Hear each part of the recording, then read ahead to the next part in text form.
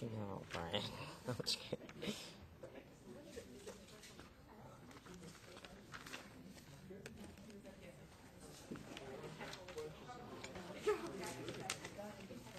Good morning.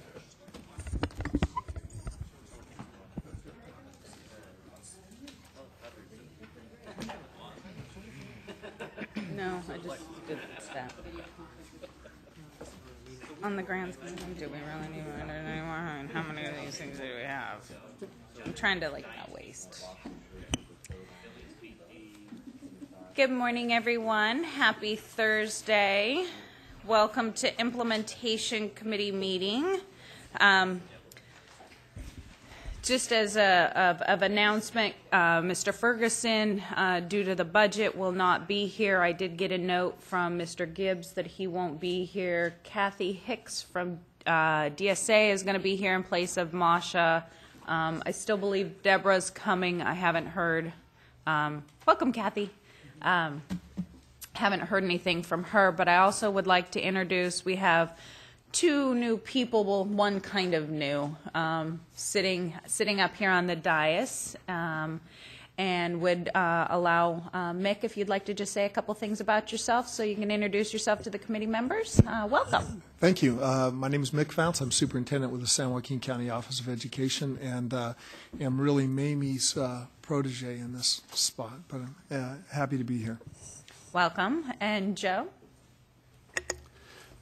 Good morning, Joe Dixon from Santa Ana Unified School District, pinch hitting for Bill Savage. I believe it's Bill's birthday today, so he didn't show up. Everybody, Bill's 60. I was just going to So say, how Bill old is Bill? 60. Say it again. He's Say it 60. again. He's 60. Bill's 60.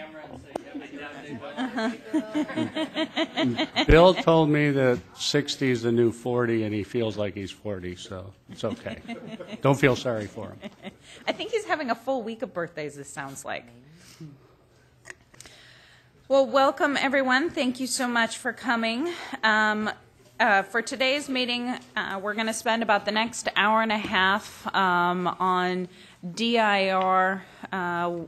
I did send out stuff that we had discussed last month in regards to the regulations. I don't know if any of you brought them with you. They were not published by OPSC, so I hope some of you brought them with you. They are not in your packet. But we also want to talk, as we know, AB 1616 was passed by the budget, and I'm kind of doing a little old school. If some of you have been around for a while, what Implementation Committee used to do was draft regulations and be in the middle of drafting them.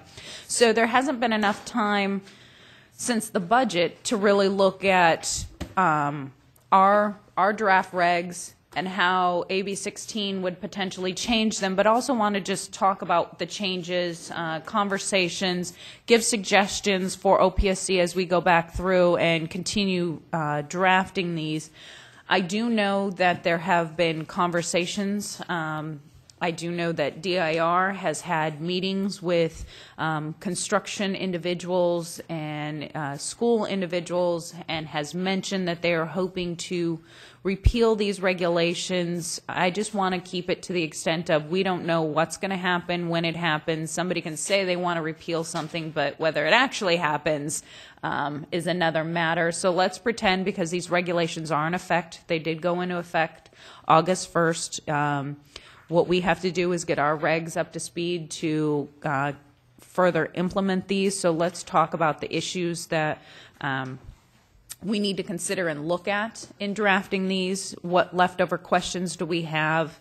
What areas do we agree and disagree? Because in speaking with the chair of the State Allocation Board, this is something she would really like to see, and does feel that we should try and move this forward quicker, sooner rather than later, because to not have regs implementing a program that is already implemented by DAR with the regs already in place kind of leaves our school districts out there hanging in the limb. So that's what I kind of want to have, the parameter of discussion of, we know with the regs that OPSC has started drafting. What do we think AB 1616 does? What are the catch-all or questions that are left over that we need to make sure we address in re-looking at redrafting the regulations that we already started with and the changes? And then at about 10:50 or so, this is a little over an hour conversation. We're going to take a break, and then we're going to go on to AB 127, and then Mr. Amos, who's the Chief Deputy for the Department of General Services, is going to be here, and he's going to talk a little bit about the draft report that came out from the expert work group in regards to how do we streamline the process of building a school through CDE, DSA, OPSC, and all the different issues, because one of the three issues that came up from the expert work group, which some of you are aware and sat on, was how do we establish and how do we figure out grant adequacy? And so the expert work group kind of came up with some suggestions. So I want Mr. Amos to present what the expert work group came up so we can try and merge the conversations so they're not two separate silos happening at the same time. We are going to finish a little early today at 2:30.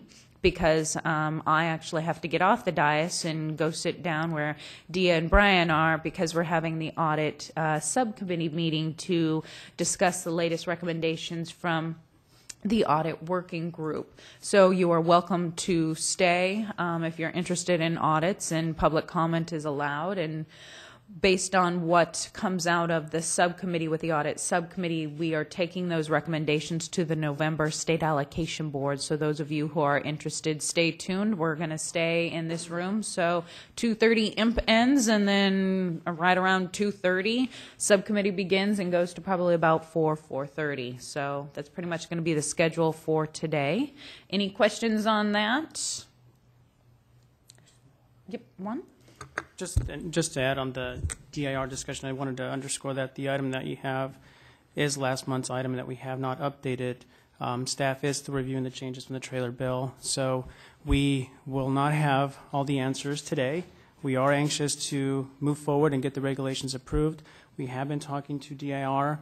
I think that everyone recognizes that this issue with the DIR fee is sort of in a state of flux, but we do want to move forward, and we do expect DIR to be here as soon as things get cleared out, perhaps next month, to go over some of these changes. But staff doesn't have an updated item, so a lot of the changes from the trailer bill have not been reflected.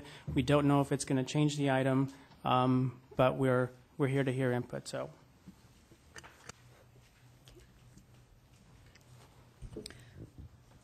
So based on you guys can stay. So based on that is that OPSC has nothing to present to us. It was what was presented last month. So that's why I sent out, knowing that they would have nothing ready and we need to have this conversation. That's why I sent out what we had discussed last month. And that's why I also sent out AB 1616. So if there are any comments or questions from the implementation committee members, things that we want to look into, let's start there, and then audience members ready to jump in and kick in from there. So, Dennis? I don't know if this is one of the items that we can discuss, but in rereading this last couple days, it's pretty clear to me that the 0.25% is still going to be charged to the district for Prop 1D projects, but no bond money is allowed to be spent on that. Is that correct?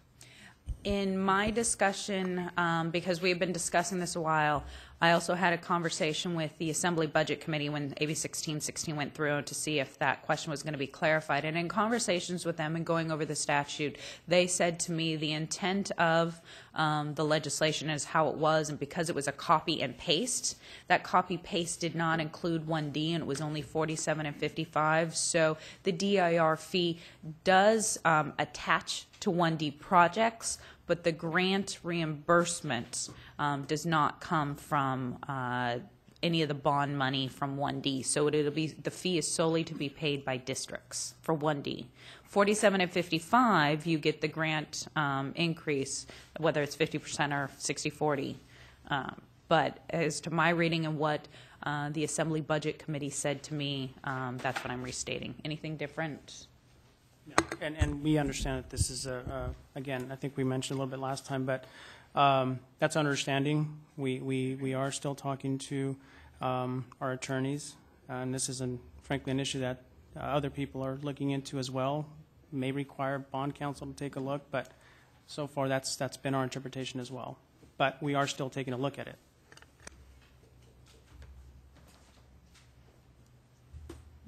Yeah, Lee? I'm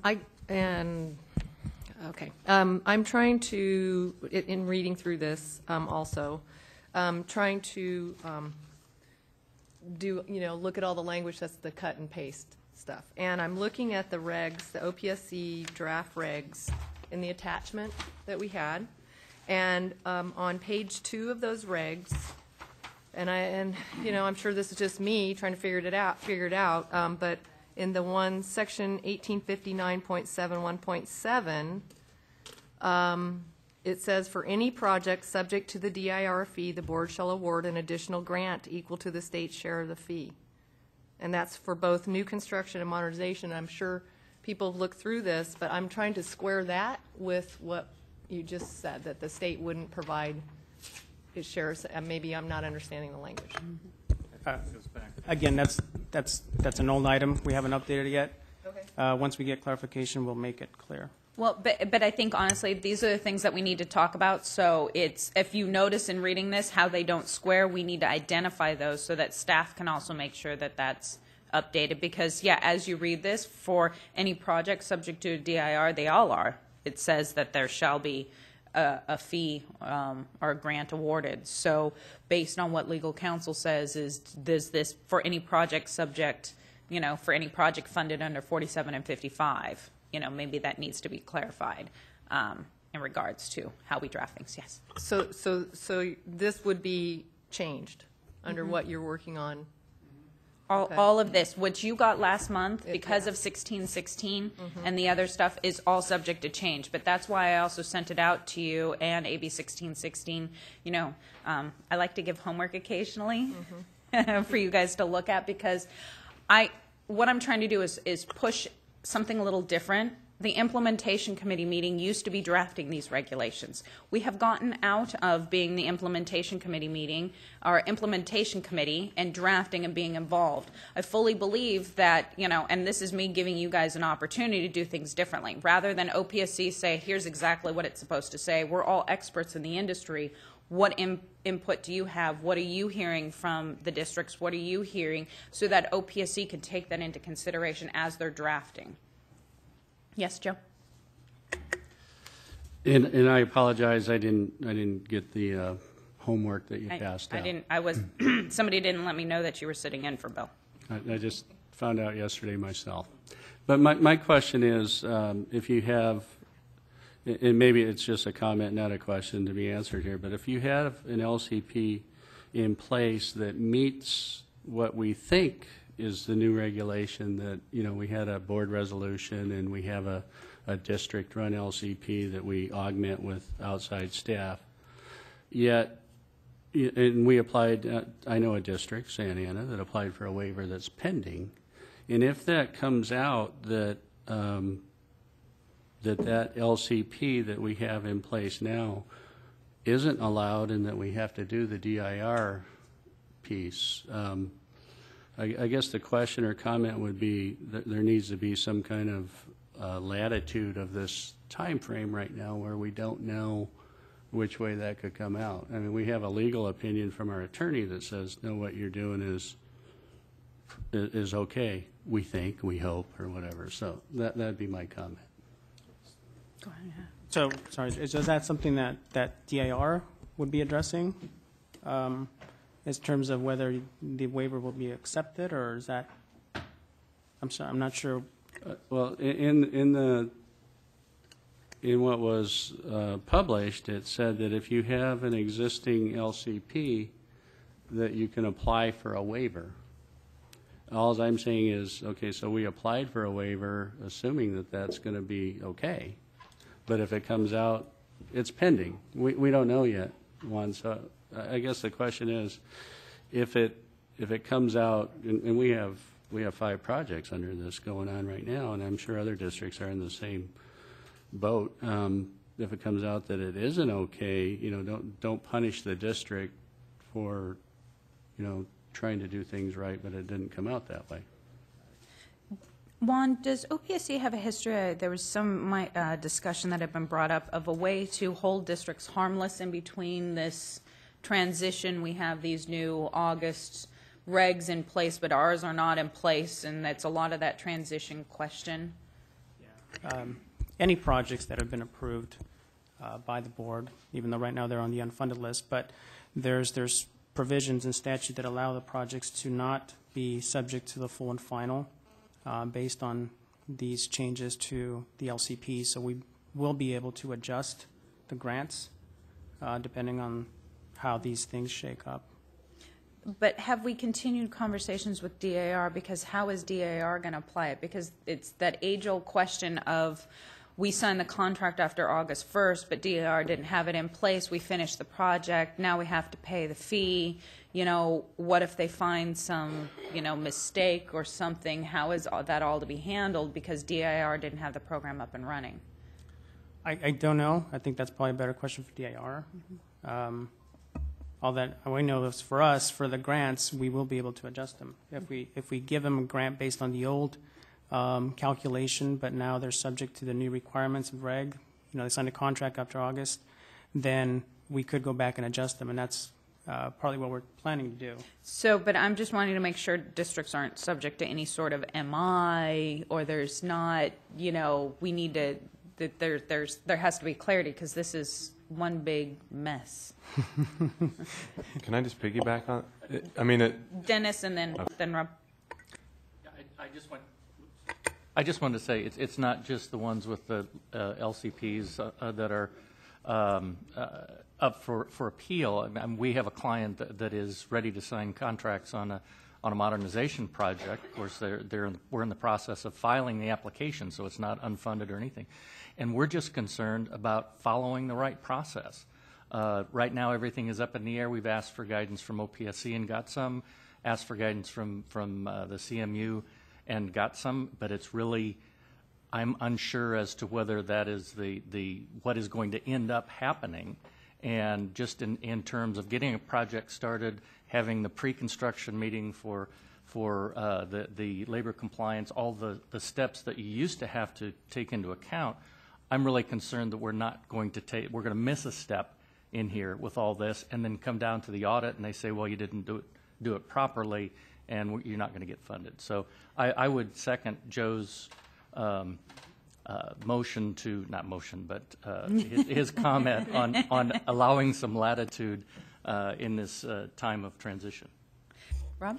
and that was, thanks, Dennis, that was going to be my point. It's not so much what DIR is going to do for us, it's what OPSC is going to do downstream, and whether or not it's an audit exception or worse. If it were determined from August 1, pick a date, November, it was just kind of up in the air and nothing was really happening. We don't want to get dinged for that, because I'm in the same position, and a number of districts have contacted me and said, what do we do? And no one really has an answer, and there's a lot of projects out there.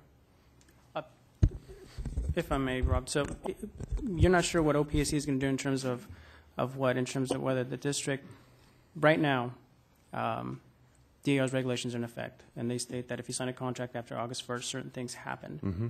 So I just want to make sure I understand what is the lack of clarity for the district in terms of what they should or should not do. Well, I think there's a number of scenarios you could paint. Joe's is another, where Okay. you've asked for the waiver, you don't know if you're going to receive it or not. Okay. Or whatever it is you're doing is not consistent with whatever the final regulations pan out to be. We've followed the letter, what we think to be the letter of the law, and notified DIR and filled out all the correct forms and have the right requirements in place for the contractor. It's an anxious moment, not knowing. Yeah, and we completely understand. The transition is something that we're focusing on in terms of the regulations and making sure that we address that time period.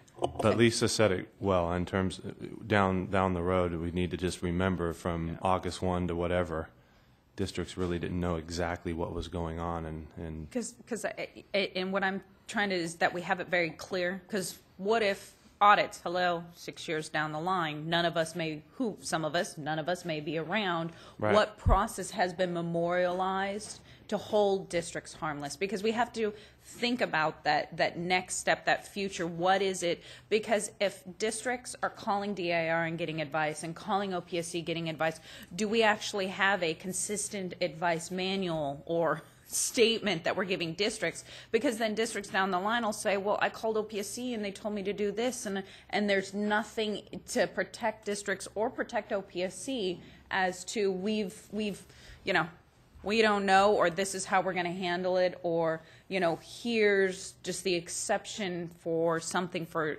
school districts to think about, because we do have to think about that process as we've had this gap in implementing the regulations. So I mean, that's why this conversation today is really important. While we might not have the specific language, I think there's a lot of little things we can think about, so when we come back we have a consistency and maybe a process, and we talk about, here's what we're going to tell districts, here's how it's going to be handled when audit comes up, here's how it's going to be, here's what we should do to amend the handbook, in discussing this, because this is new. This is where, the audit manual needs to address some of this, because this is bigger now than just this as we think about it, because of that cross in trying to implement something like this. Just OPSC, we shouldn't be advising districts in terms of what to do to how to meet DIR's requirements. I hope that we're not doing that.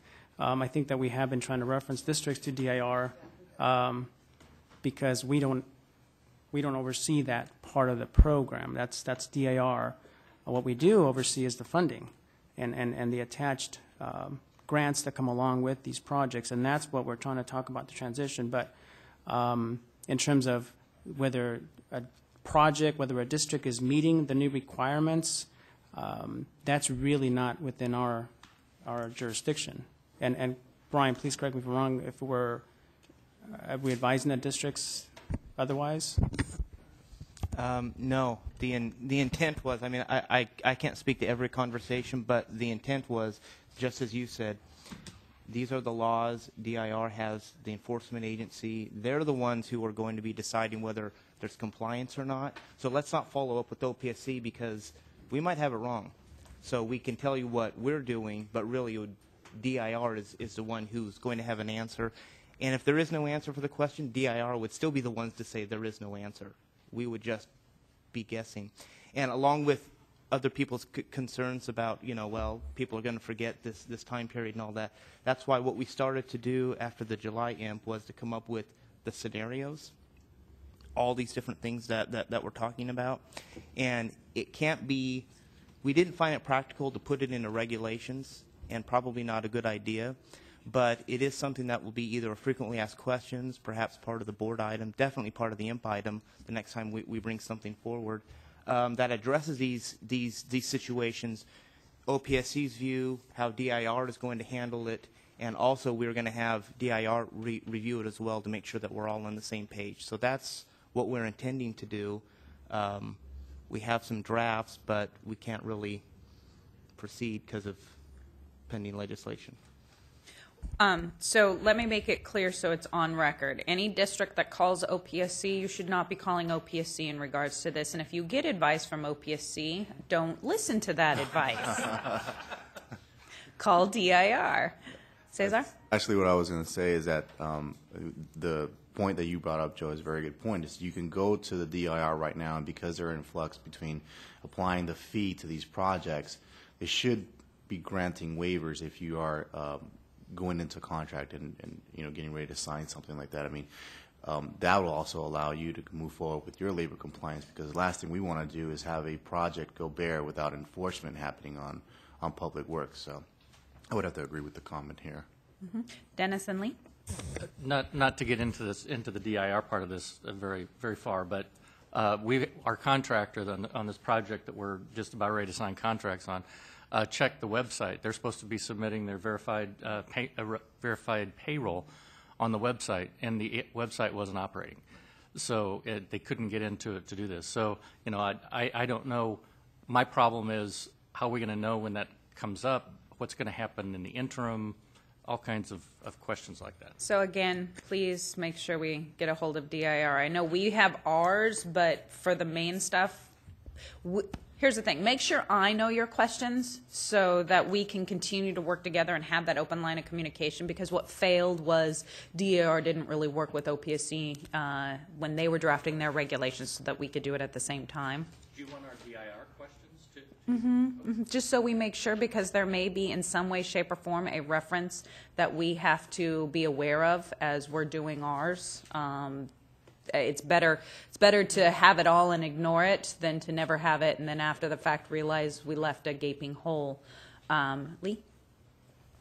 A couple of things. Lisa, you mentioned the hold harmless phrase, but I didn't hear Juan specifically say that you would be saying things like that, and I'm very concerned that we have strong language in there protecting the school districts in this transition phase, and I think your intention may be that. I'm not sure, but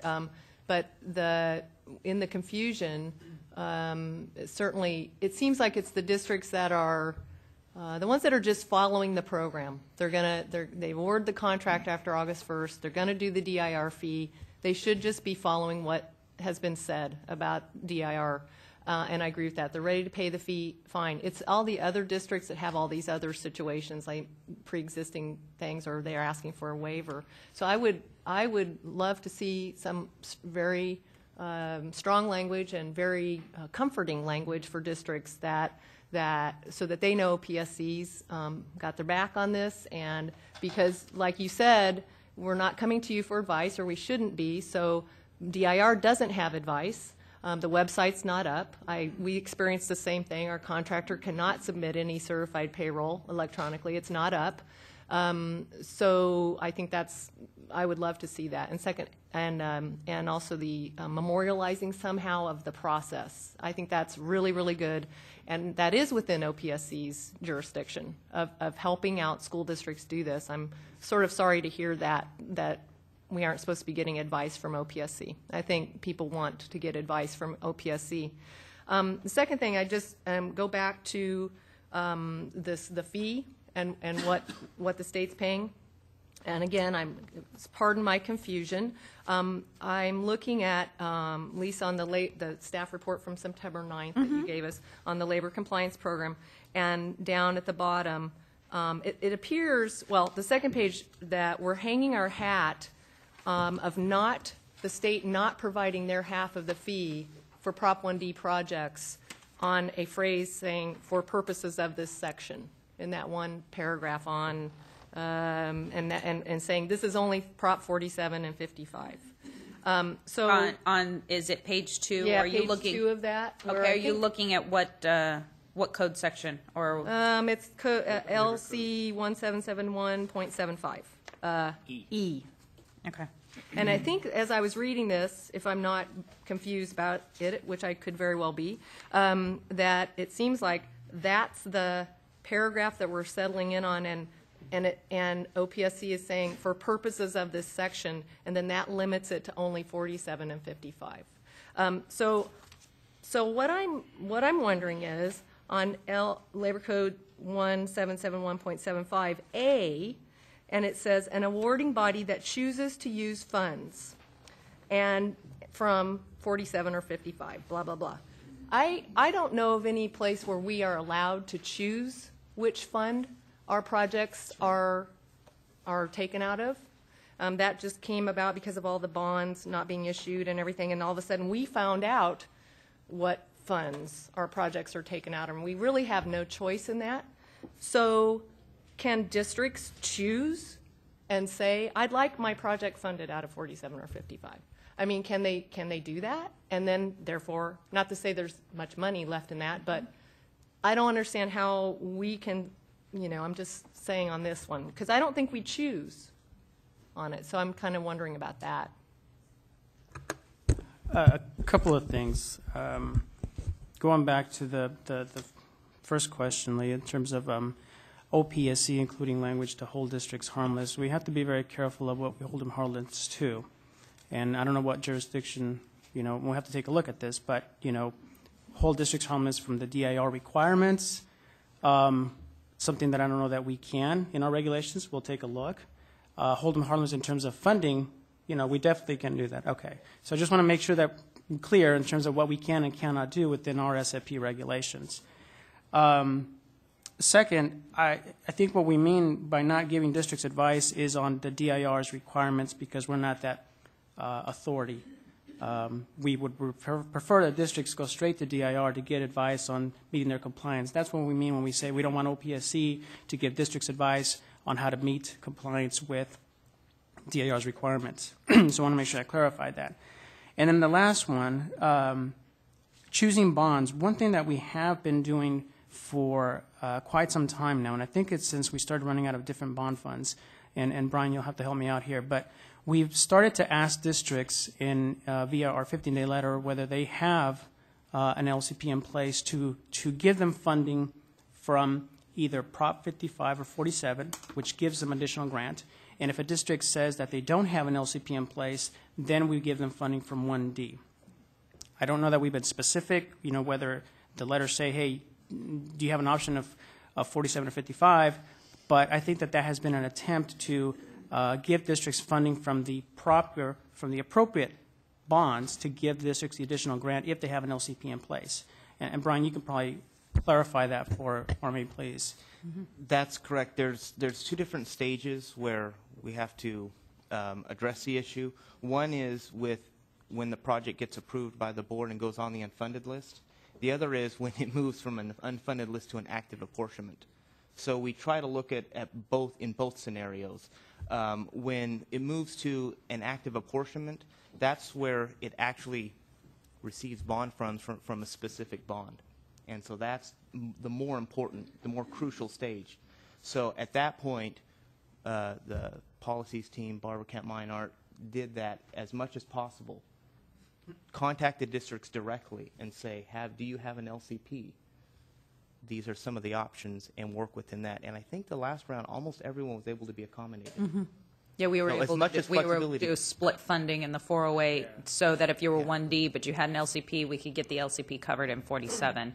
So I think it's as we move forward, because it is the process to always fund out of the oldest bond as possible, and the only real new construction money left is right now in 55.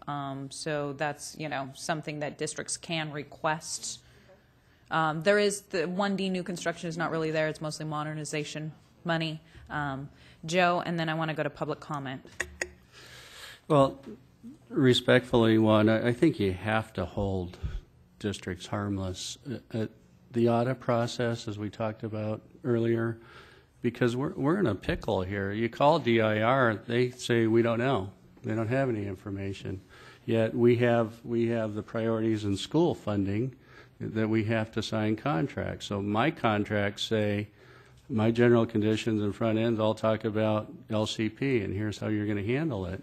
And if that changes because an interpretation of the law comes out that's different than how our attorney sees it now, we're in trouble. We're in a pickle. And it's not our fault. We're trying to comply the best that we can. And we also have, a lot of public records requests that come from different unions and things like that we need to handle that, with our current LCP, we're able to do that. But anyway, there's just a whole lot of pieces to it. So maybe the hold harmless comes through the audit process and not really, not statute or anything, just how you interpret it. I don't want to bring up all the audit problems we have, but that's this afternoon. That's a different committee meeting, right? But anyway, that'd be. That's when I put on another hat.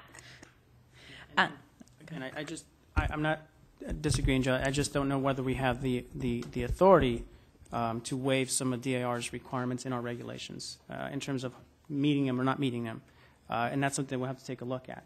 But I don't think that we do have that authority right now. But, that's DIR's jurisdiction, whether the districts meet it or not. But I do understand the challenges that districts are in right now as they go through this transitional. So it's something that we definitely do want to take a look at. And we'll explore it, see if we can actually add it. I actually want to go to public comment right now, Dennis, if you don't mind. I know a couple people have some things. So Richard, Patty, I know you guys So come on up. You guys can fight about order after that.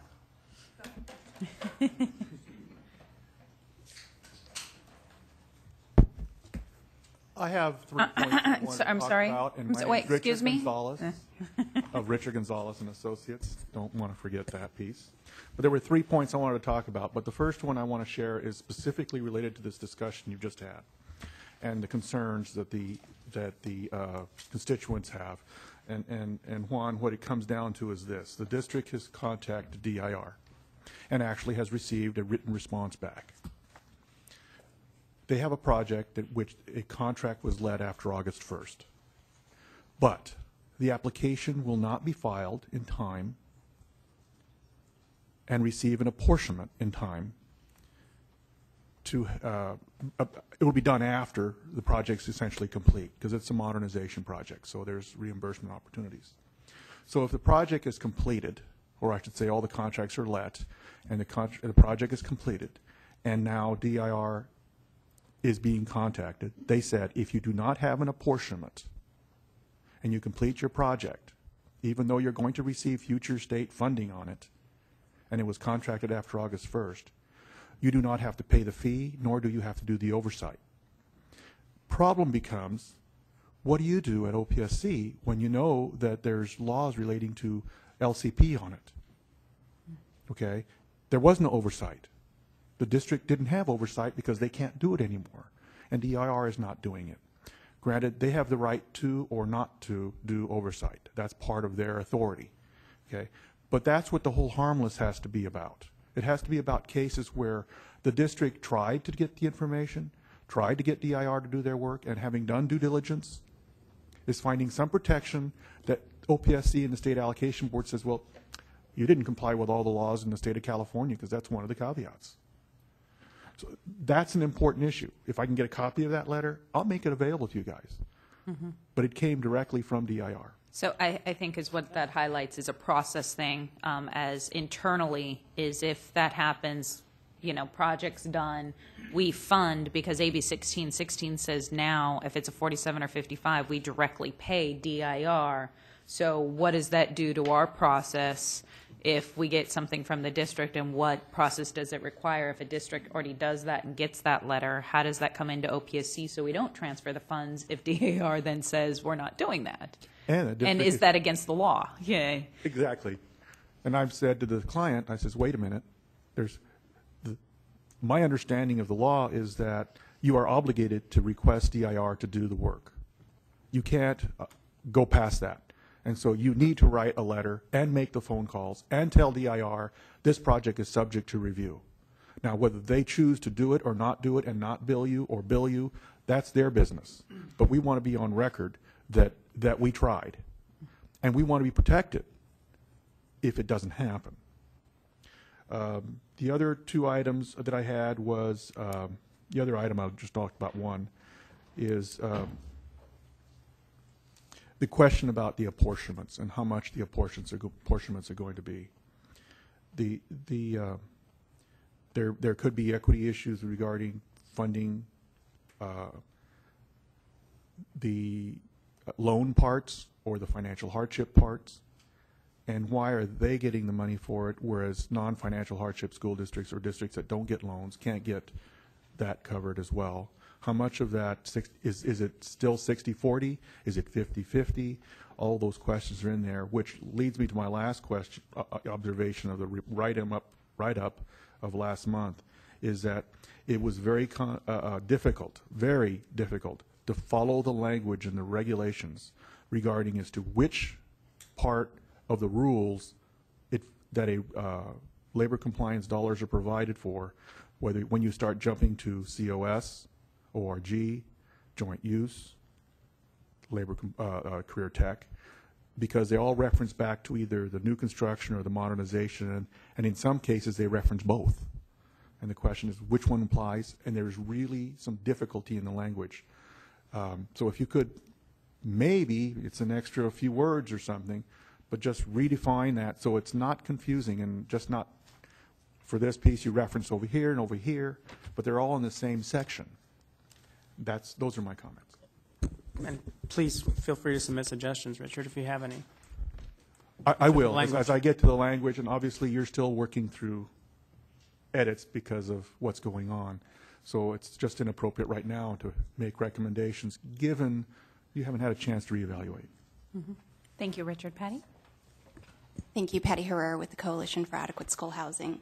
I just wanted to address one of Lee's questions or concerns about the regulations not specifying propositions 47 and 55 and 1859.71.1. Actually, where they address that, Lee, is in the definition section under the definition of DIR fee.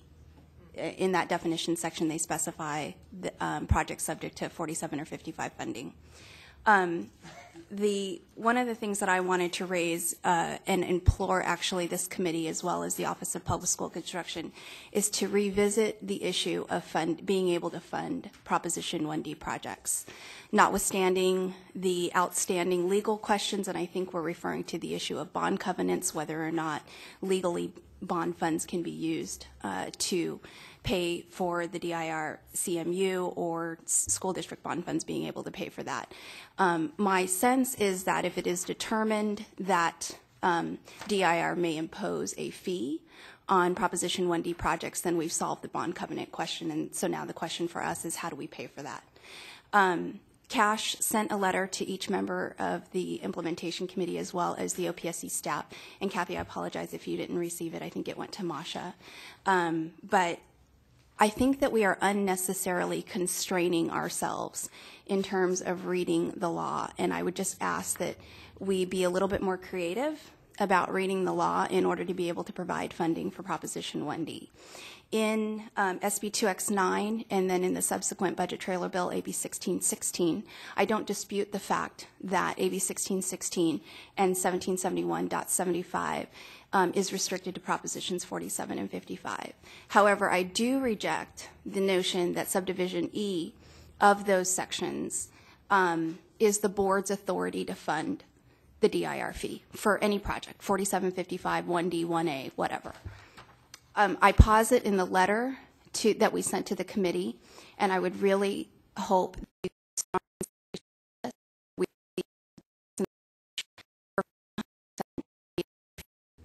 that the state allocation board indeed does have the authority to fund the DIR fee for any project under any bond source under the hardship assistance section of the education code, which is just so that you know, 17075.10. The state allocation board and the Office of Public School Construction rely on this hardship section for a host of additional grants that we know in our program is excessive cost hardship grants. And that law exists for conditions that force increased costs on projects for reasons beyond a district's control. And I don't think it takes much of a leap to understand that this new imposition of this fee poses an additional cost on projects for reasons beyond our control. We certainly didn't want it. No offense, Cesar. We certainly didn't ask for it. And I would just ask that you consider, and we'll bring this to the board, Cash will bring this to the board if this doesn't make it as part of the recommendation and as part of the regulation, that this authority be reviewed to grant the state allocation board the authority to fund Proposition 1D projects for the DIR fee.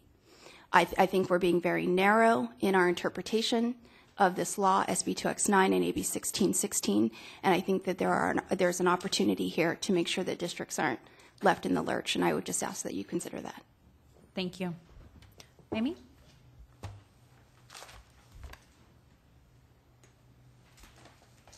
Amy Starr, San Joaquin County Office of Education and FISCO, Facilities Group of Secessa. I would concur with what Patty has asked and emphasize that, and I have not done the research to determine how many financial hardship districts may have or may get apportionment under 1D, but financial hardship districts have a particular issue if they are under 1D because, one, if you've gotten those funds, you should be able to use your basic grant to cover because you have to do the CMU. And then the next question, as Patty indicated, is there a mechanism by which you can get some additional grant funds to cover that? But because it's something you have to do, we at least need to have the ability to know that we can use our basic grant to cover it. And then beyond that is, can we get additional apportionment? Thank you. Any other public comment? Okay, questions? Members, Lee? And I know, Dennis, if you still remember yours. I don't. Okay. Lisa, do you want from us a recommendation regarding the question of the Prop 1D? Of whether we're... I think it's relevant funded. for interested parties to give a recommendation to OPSC, as well as, you know, be aware of this as it comes up in front of the State Allocation Board. While the implementation committee, we do try and find consensus. My mantra is when we know very clearly where everybody stands, and consensus is not forthcoming, it then becomes a board decision. The board is the ultimate determinant, and it's the board's responsibility to look at both sides and decide where they want to go. But what I would really like from the implementation committee and from those of you in the industry is look at AB 1616, look at the regs, provide suggestions as to how the language should read, what you would like it to read, how you think it can help resolve some of these questions in how we hold harmless, what exactly does that mean, you know, how do we find out with, you know, as Richard's scenario of, you know, if DIR says this, what, you know, that they're not going to charge, what does this mean for us, and how does that handle in audits? Is it you just have to have that DIR letter, you know, so that there's accountability with that, you know, what does all of this mean in the scenarios? Some of you are around, and I can resend around if need be. I put together a bunch of questions and scenarios that we didn't have answers for that I presented at a cash meeting. I can send that around again, and if you have ideas as how we could potentially answer those, or those really need to be answered by DIR, but we need to be aware of all the different scenarios out there. So if it's a DIR issue they need to resolve, they need to know about it. If it's an OPSC mechanism process, you know, that we need to know, and we need to make clear that OPSC can take that into consideration as they're drafting it as we go. Is it too early to have the committee then come to a consensus on that issue alone? Can we do that at this meeting? And I'd like to... I already know DOF Yeah. is objecting. I already talked to Chris. Okay. Good. Okay, that's one. That's one So- person. So, but consensus is all, but I know where Yeah. everybody is, so if... Right. I mean, I think it's important. I know, Lisa, you do a great job with the board, that they get the sense that it might be, you know, 11-1 or something like that. It wasn't consensus, but it wasn't split 50-50. That people are really concerned, and they want to have that Prop 1D projects be funded by OPSC, that fee. And I think we should go on record for that, and that it's, yes, it's not consensus, but it's one person that doesn't agree with that, I think.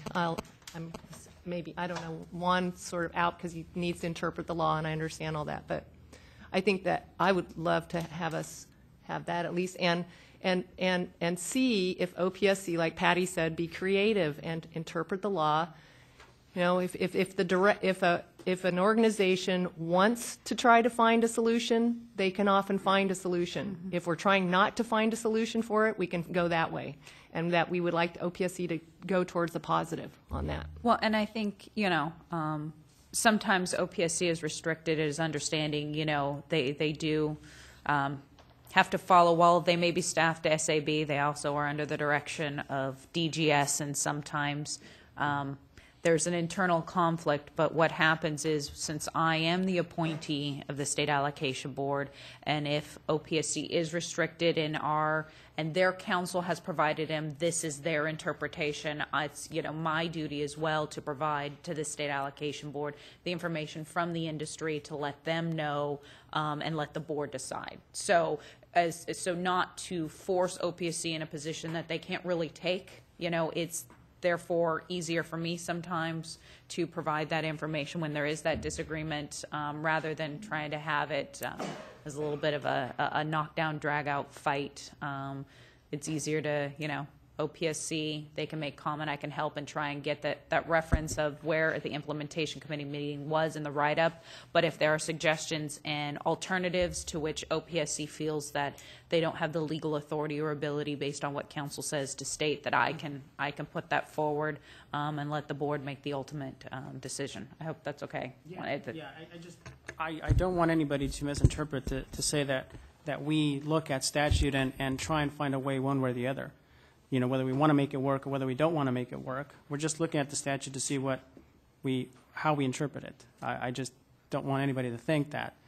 But you guys have our initial interpretation. Like I said earlier, I think it's something that we are still looking into. We appreciate everybody's feedback on their position,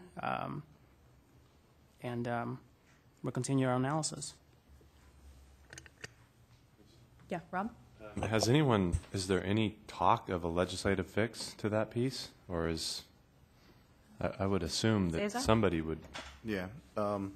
So we're the sponsors, as you know, of the original legislation and negotiations with the administration. Cesar, so we should be throwing things at you for all actually, this. I understand. But I think that given what happened with 1616 and the questions that are arising here regarding Prop 1D, and I spoke to Cash advocates about this, it's always our intent to be in the same sort of support position to have Prop 1D and the State Allocation Board fund give assistance to for the LCP fee. So identifying some problems and moving forward, I think, with the next legislative session, whether it be opening up something in January, as the Pro Tem indicated, we're interested in looking at some options there. So we'll definitely keep you posted, but it also depends on the issue with the Attorney General's office and what happens there. And was there I know, Patty, the letter she referenced was sent out October 5th, and so it shouldn't be news, but was there any talk around that? Is that getting any momentum about the concept of the board's ability to fund excessive costs?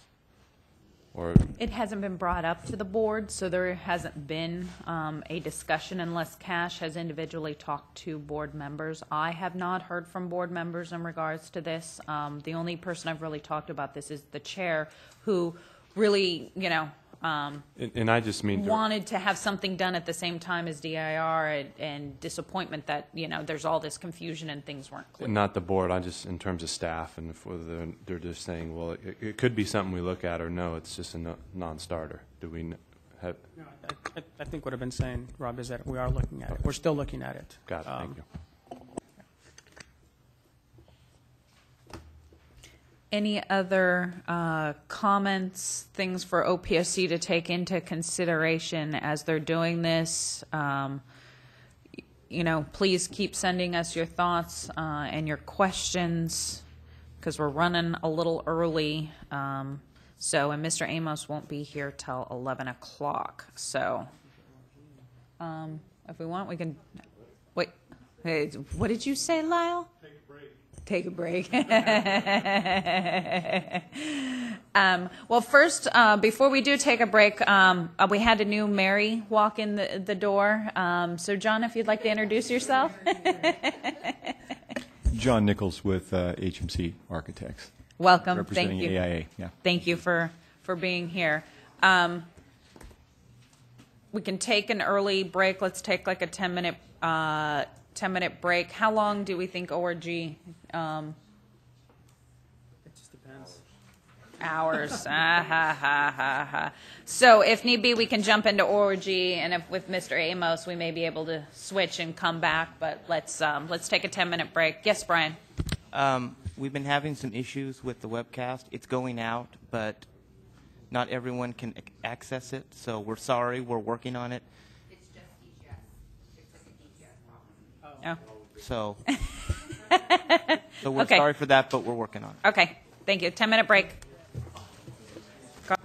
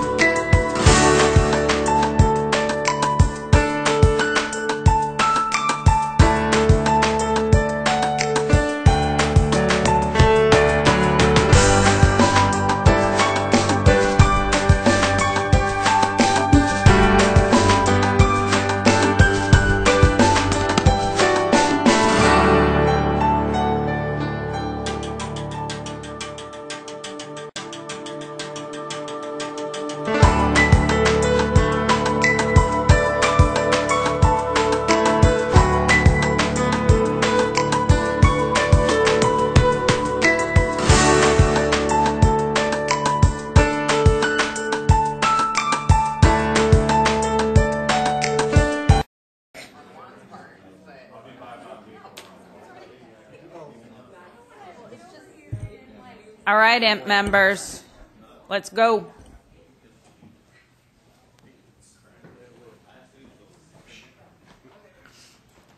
In regards to the webcast, why we might be having difficulties, the link for the IMP webcast is listed under the October 6th SAB meeting. It was moved. Okay, so anybody watching via video, that has been moved. So we are now under the appropriate link.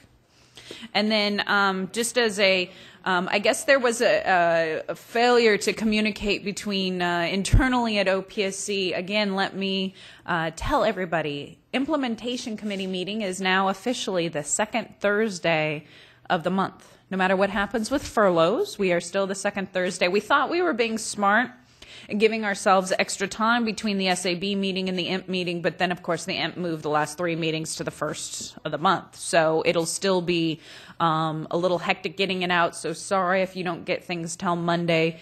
It is a bit of a heavy load to get everything ready for IMP right after SAB, since a lot of the people that do IMP stuff are the crew preparing the specials and everything else for SAB. So just stay aware. I'll send emails. Be aware to your emails on that. But let's go ahead and get started with ORG, understanding that wherever we are when Mr. Amos is available and comes in, we're going to switch over to Grant.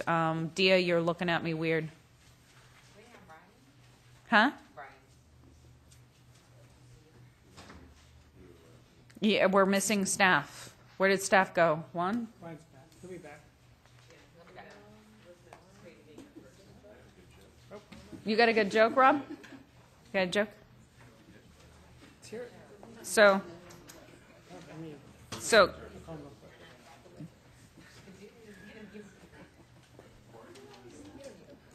any updates? Any good news out of the budget? Sorry. Yes, Richard. Since we got a quiet lull here, have you heard anything from finance about, or the treasurer's office about selling new bonds? No. Sorry. I know there's been discussions as to when and how, because there is a dead period after the new governor is elected for putting anything. There won't be any bond sales. So if we're not able to get something in before I think December-ish, you're not going to get anything until the spring. But as you saw with last meeting, and we do have a next priorities and funding round, and we're going to be filling it up to rescissions received at the November 3rd Stat Allocation Board meeting. While we already have $78 million sitting there for apportionment, that may be boosted based on what comes through in rescissions at the November 3rd board meeting, which the deadline is November 8th for application. November 8th. So there can be actually potentially significant more money in that priorities and funding round. So if districts want to apply, the funding round is open to send in your letter of interest. And please do so. Don't think it's just limited to the $77 million. There's more than likely going to be more money. As a note to that point, it's really not part of the committee discussion, so I'm not going to go to the speaker. The attachment that's on the notice on the OPSC website references a May 2010 report. Some of those projects were funded, and some shouldn't be on there. And of course, districts that were approved thereafter to October 6th are not on there either. So there are some confusion. So we need to update. So Aren't getting it, can or can't ask, so there is a little confusion there. okay, for those who are watching, we're having a sidebar conversation that has nothing to do with implementation committee and making sure that the sheet that's on OPSC's website is updated in regards to priorities and funding and what it's referencing to as to what projects are eligible. So now we can jump into ORG until Mr. Amos arrives. Thank you, Brian. Everybody, ORG is the number 3 in your tab, the last one. Yeah. Good morning. Brian Odell, OPSC. With me is Matt Nakow from OPSC. He's project manager. He processes overcrowding relief grant projects, so he's here to help us out if we have any questions. If we look at the item in the background, ORG is a Prop 1D bond source, provided $1 billion in bond authority. Pull your mic a little closer, please. Thank you. Thank you. And so far, we've processed 5 funding cycles. Is that 5? And then we have another one coming? Correct. That's going to the November board. What the program does is it takes portables that are on overcrowded classrooms or school sites as defined, turns them into permanent. And with the 5 funding cycles, we've removed 1,045 portables to turn them into permanent. So there's $469.5 million that remains in bond authority. At the August 2010 SAB meeting, the board asked OPSC staff to consider the fact that this program's been around for several years and to see if there's any improvements or any major issues that stakeholders have. Take it back to the implementation committee and just have an open discussion to provide feedback to see if anything can be addressed for potential future rounds or whatever is appropriate depending on the type of issue that comes up. Just a quick overview of the program. As we said, takes portables, turns them into permanent, essentially, but only for specific schools. The statute defines that Department of Education would establish the eligibility that OPSC uses, and it looks at whether a school site has at least 175% pupils at that site over their recommended site size.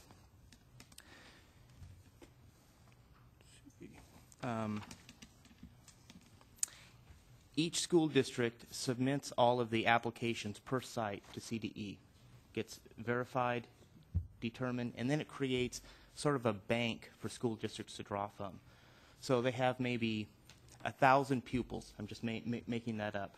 And school districts can use that eligibility for 1,000 pupils however they want in terms of, okay, 1,000 pupils all across the district that are in overcrowded school sites. So we're going to build 4 classrooms here, a new school there, or determine what the best use of the best way to relieve that for their own district. When the funding comes into OPSC, it turns into basically a new construction grant. So the dollars, the criteria, all of that is processed mostly with the same, evaluated with the same criteria as a new construction grant. So that's a brief overview. So now we'd like to open it up and see if anyone has any questions. As a bit of frame of reference as to what went on at the State Allocation Board meeting, we were funding the 5th round of ORG. And Senator Hancock asked a couple of questions about a project that was getting funded, wanting to know, especially since this is based off the 0506 seabed numbers, which I know those numbers are not relevant for my district anymore based on enrollment growth stopping and actually slight decline, and whether it was appropriate for this project to get funded since this particular district has lost enrollment, and do they really need it, and should we, so that's one part of looking at, because the implementation committee meeting, we can also look at, okay, it shouldn't be referencing, 0506 seabed, so the recommendation could be to the board to talk to the legislators potentially about legislation addressing issues if we need a legislative switch. We also need to discuss the 6th funding round, which is coming to the board, I believe, November. Isn't it coming November? I think we're funding ORG in November. We don't have a 7th funding round. Does the implementation committee meeting members believe, and the audience members believe, we should potentially have a 7th funding round? And knowing that there is $469.5 million left in this program and new construction has basically run out, is there a recommendation to potentially transfer some money to new construction? Does the implementation committee believe that is a possibility? Because the board has expressed, as you saw at last meeting, we're creating priorities and funding, I guess, part 2 to look at how can we get money out faster, specifically the $841 million that we've already allocated out to districts. Is there a way to hold them harmless and incentivize the money going out, quicker? Because the more money we don't have sitting, waiting around, the greater likelihood that we'll get more bonds sold for districts that are currently sitting on the unfunded list. And what do IMP members think about potentially transferring some money? And you'll have to help me. I don't remember in this program if we need a ledge authorization switch or if is this one require legislation? Yes. So we'll need a ledge switch on this. But what does the IMP committee feel? Because this is important that if we present it to the state allocation board that we should transfer money, it'll be important to the legislators to know where school districts are and how they feel about this and thinking about the next steps. So I just kind of wanted to frame the issues of discussion and getting feedback and open it up for discussion with IMP members.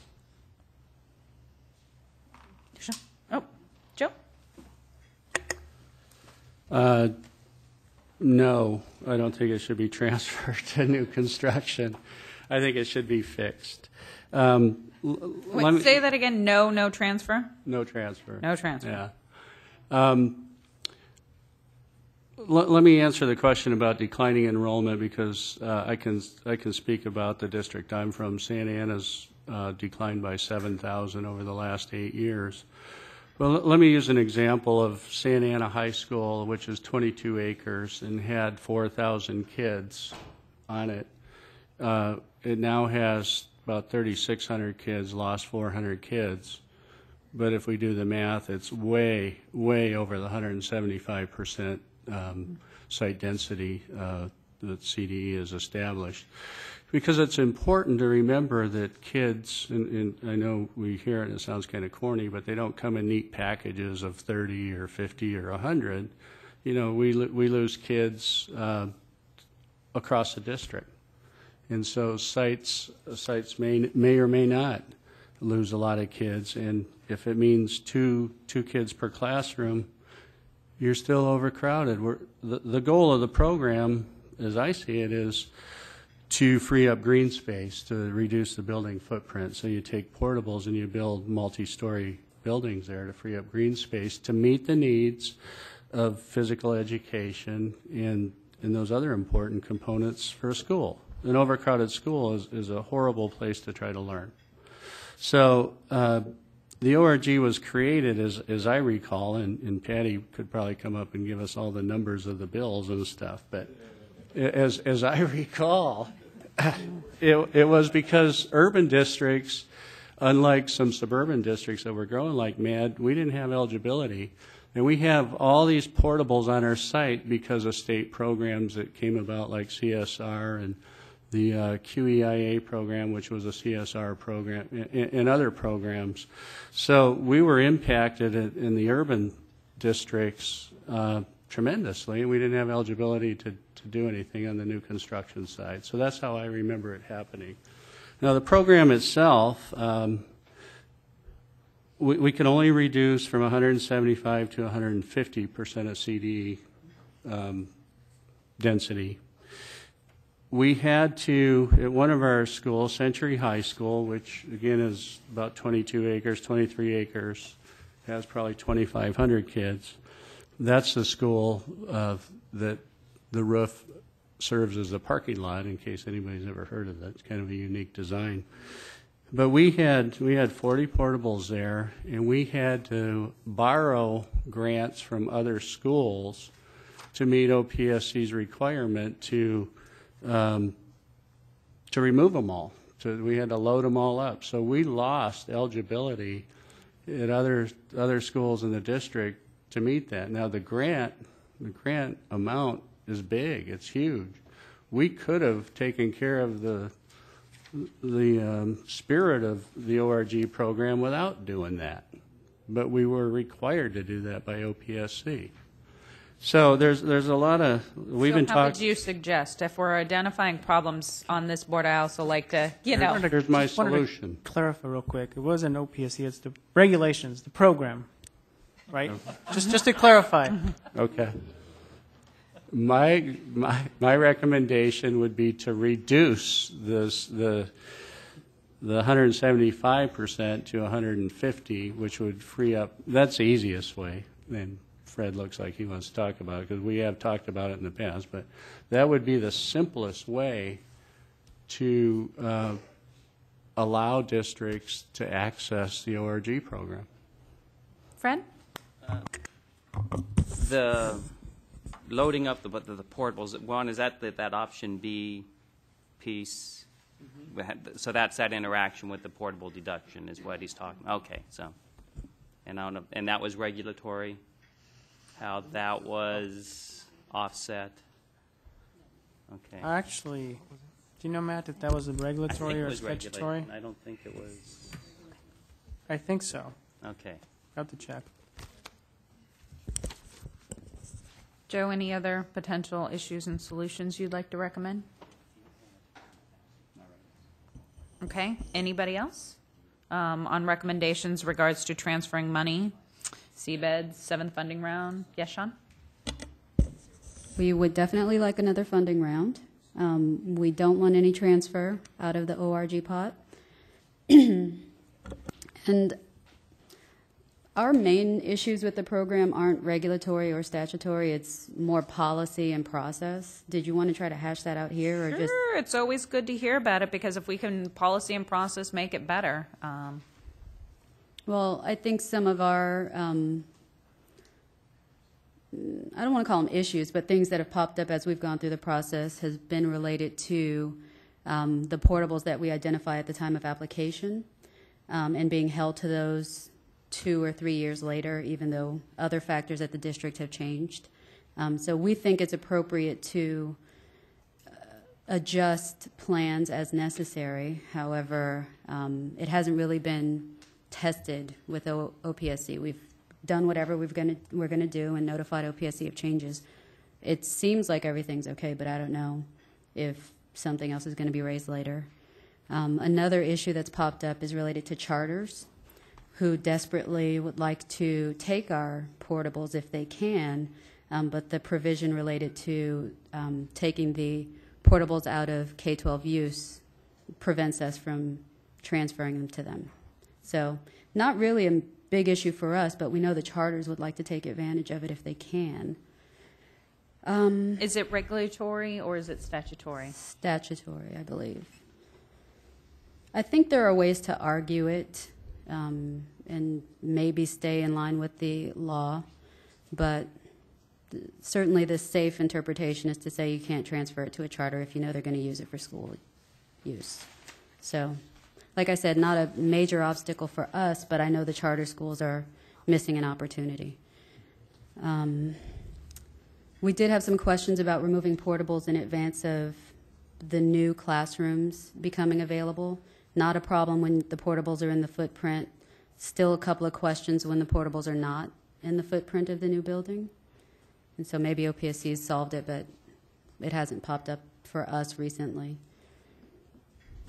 Okay. Juan, you had something? Just to clarify, Sean, you mentioned earlier that identification of portables early and then changing them later. Are you talking about the ones that, which ones are you talking about? Maybe I should ask that. Which portables that you identify early on, then you want to change them later in terms of removing them, demolishing them, or which ones are we talking about? When we file the application, we identify portables. Right. So you go through your construction project. 2 years later, you're at the point where you have to remove the portables. If something at the district changes and you can no longer remove the ones that are at the sites you identified, you're not going to remove them. We're interpreting the rules to allow for those changes, and we've made those changes as necessary. We notified OPSC in one case and haven't heard anything back, so at this point it seems like everything's okay, but you know, it could be that somebody down the line sees it and decides that we need to discuss it. It's just the reality. Sometimes districts have to change plans, and we want to make sure that we're working through it in a way that doesn't harm anybody. Okay. And is that a statutory one, or is that a regulatory requirement? There's a requirement to remove ORG Right, portables. right. I don't think there's any requirement that the ones you identify at application be the ones that are actually removed. Okay. Got it. Joe, and then we're going to go to public comment. When Sean was speaking, it reminded me that the statutory requirement to remove the portables 6 months after occupancy. We have, and I'm sure other districts and probably LA, we have modernization that we want to do as well, and the application goes through at the same time. So once we establish interim housing, we'd like to keep it, especially if it's existing portable. So if we're building the new 2-story and it's the footprint of the portables is somewhere else, then it doesn't interfere with the educational process. But we have to remove them, and we want to be able to open those up and then move kids into the portables as our interim housing, but we can't. So in some cases, on some of our projects, we're bringing in interim housing twice, once for the ORG, then for the modernization, and it's an expense. It's an expense for the state and for us. So, and I know it's statutory, but if that could be changed, that'd save us all some money. Well, I think I don't ever want statutory to limit us. If statute requires certain limitations that need to be fixed, those are things that, while we bring up recommendations to the state allocation board, it's very clearly stated this is a statutory fix. But as us being the operators, the daily occupants, those that, implement statute and identify where it may disadvantage schools, then, we do have an obligation to bring it up to the board for them to move forward with that and for the legislature to move forward with that, because I don't think legislators really don't intend to disadvantage when they do something, but if we found a tweak that could be made, I think it should be brought forward. Well, what I'm going to do is we're going to do everybody who's in the audience, write your question down. Write it down, because you're going to forget about it, because I'm pausing this conversation, and we're going to move into AB 127, and so when this is unpaused, we'll start back up with public comment. Therefore, Whale, Richard, Patty, Ron, write your question down. It's not my fault if you forget. So we're going to switch over to AB 127. I just saw Mr. Amos walk in and would very much like to, I know he's very busy, to expedite this conversation, bring him up, move over to AB 127 so that we can talk about what happened at the expert working group. Mr. Amos? Come on down. Come sit in the lovely seats we have in front of you. Well, Madam Chair, thank you for the opportunity to come here and present the findings of the expert working group, discuss maybe a little bit about what they have come forward with in terms of not only a sustainable process, but also what their recommendations and findings were. I hope to provide the opportunity to collect any further information or insights that you may would like to share so that we can incorporate those in the process. And again, I very much thank the chair for suggesting this meeting, and I look forward to hearing from the distinguished members on this board. Thank you. Go ahead.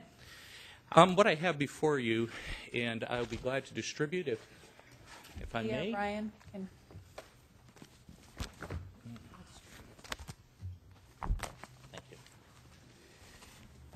This is a administrative copy. What I mean by that, it is still in the process. It is continues for review. What I'd like to do is just bring your attention to the first few pages. On the back page, at the back of the front page, there is a litany of acknowledgments. Those acknowledgments represent 58 individuals, organizations who were represented in this process. The history of this process is one in which last January I was directed on behalf of the administration to do a top-to-bottom review of the Department of General Services and its offices. As the Chief Deputy Director of a number of areas, and to avoid confusion, there are two Chief Deputy Directors. I'm not schizophrenic. There actually is two positions, and we split those duties accordingly. Two of those offices, the Office of Public School Construction and the Division of State Architect, are within my purview and my responsibility area.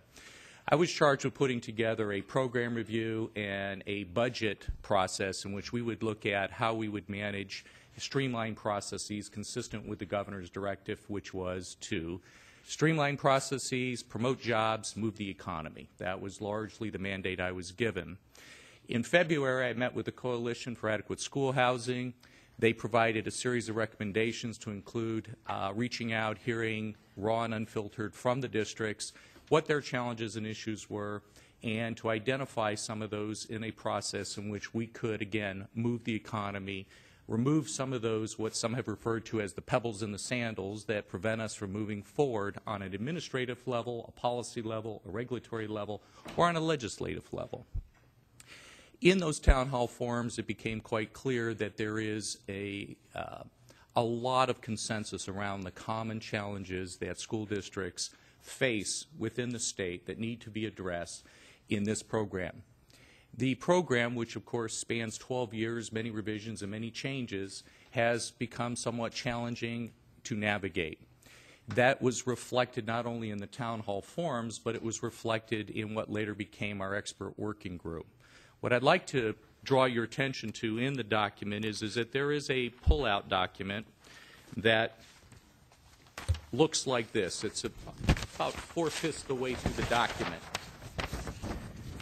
This document here, represented by a number of boxes, we refer to as the California Public School Construction Process. And what you can see is that DSA and OPSC do not control all the aspects. This process, while representing the input of 5 different bodies, that is the California School Districts, the Division of State Architect, the Office of Public School Construction, the Department of Education, and the Department of Toxic Substance Control, all contribute to a process as indicated by the color boxes. You will note that predominantly the blue boxes drive the process. Those represent the school districts, and rightly so, they are an integral part of how these processes move forward. But you will also note that they are broken down into categories: planning, design, plan review, funding, bidding and construction, and move-in project closeout. So we have 6 areas that are often referred to or thought of as silos. The concern with this process is, one, is how do you navigate these waters in a timely fashion? How do you know all of the processes that have to be addressed to move a project forward, to get shovels in the ground, to build those schools that are essential? This here is merely the 40,000-foot look. If you took each one of these boxes and drilled down, you would come up with a 5 or 6 page assessment of what has to take place. These are the kind of processes or complexities that school districts face in the state of California, and more importantly, I think, is germane to the conversation before you here today. As we move forward and develop the expert working group, and I communicate the expert working group is not a Department of General Services entity. It is the collaboration of customer stakeholders, and consequently, their process has lent itself to a series of things that I think are real important that I'd like to draw your attention to. In the first few pages are the executive summary, while indicating the number of departments and agencies that cooperated in this process and were provided an opportunity to give us input through their designated subcommittees and working groups. We identified on a fast-track, full participation process 3 critical areas. The first being the lack of communication and coordination. The second being the new projects being held up due to DSA project closeout related issues. And the third concerns regarding funding adequacy.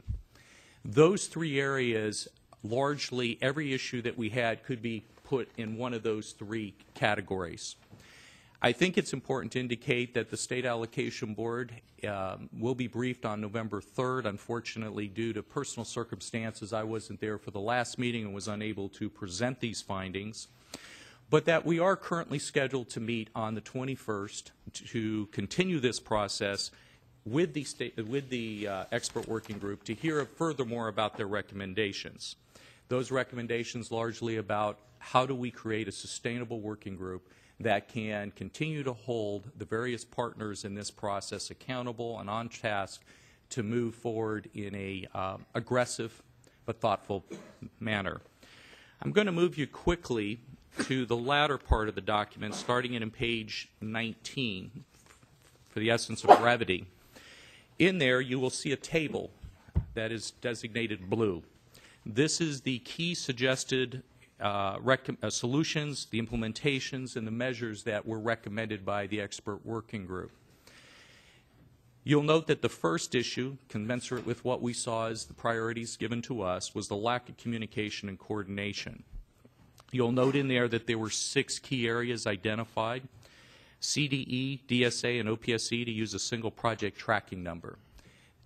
For many, many entities, this was the epitome of dysfunction, in that there were so many different numbers, so many corresponding data points, that this needed to be coordinated and would speak volumes to assisting jurisdictions navigate what you saw to be that series of silos crossing many different departments and agencies simultaneously.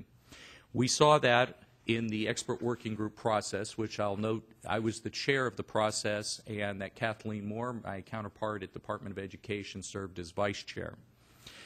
This was seen as a procedural effort that could simply be reviewed and addressed within approximately 6 months, but that it was going to be something we could deal with administratively through an MOU or an interagency agreement. The second area that was identified was permit DSA an exemption form at intake for over-the-counter approvals. Much concern has been communicated about how much time and effort is engaged there at not fully understanding that there are many things that could be exempted on the front end and not take up the time that a plan review would involve.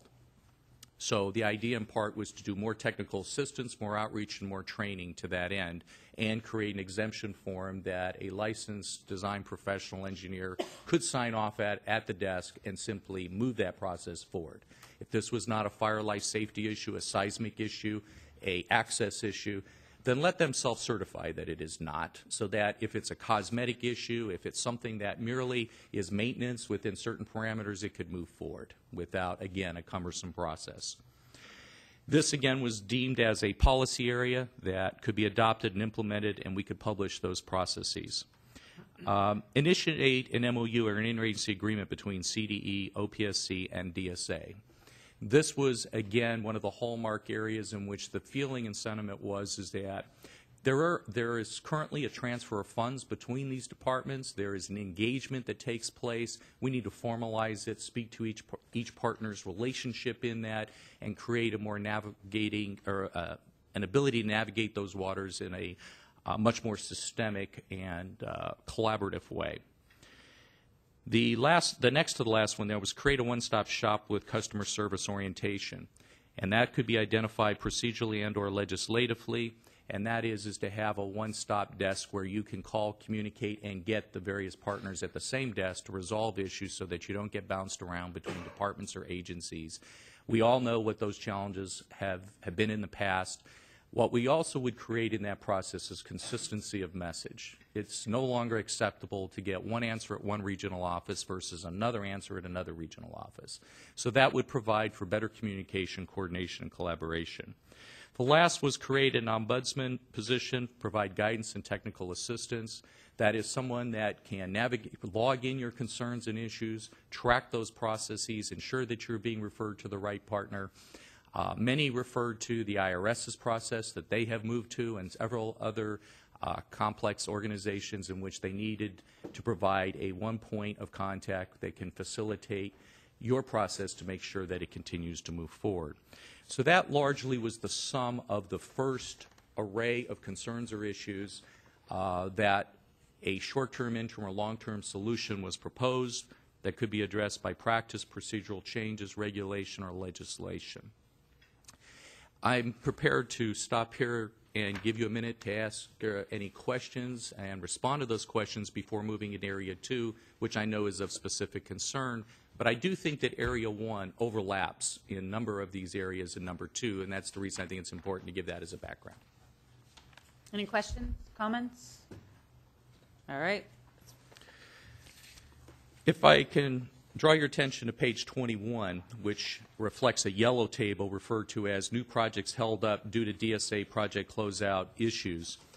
This area speaks largely to a major challenge that we face, and that is that currently we have an approximation of about 20,000 projects that have not been closed out or certified by DSA. There are many reasons for this, and I won't elaborate at great length about those issues, but what did come of the various inputs that we received was that these were the identified solutions that had been recommended to us.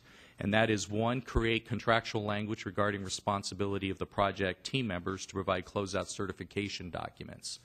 That is real important, specifically when you have a lack of clarity as to who is responsible for capturing that information, who's responsible for recording and tracking that, and how can we streamline that process to only capture that which is most essential and reduce the red tape or redundancy that may not be essential. We heard from a lot of school districts that were frustrated by feeling held hostage to a process in which they did not necessarily recognize or know who was the party who was most responsible for capturing that information and providing it timely. And on the other side of the equation is, how do we ensure that DSA does a more appropriate job of managing, recording, and tracking that information.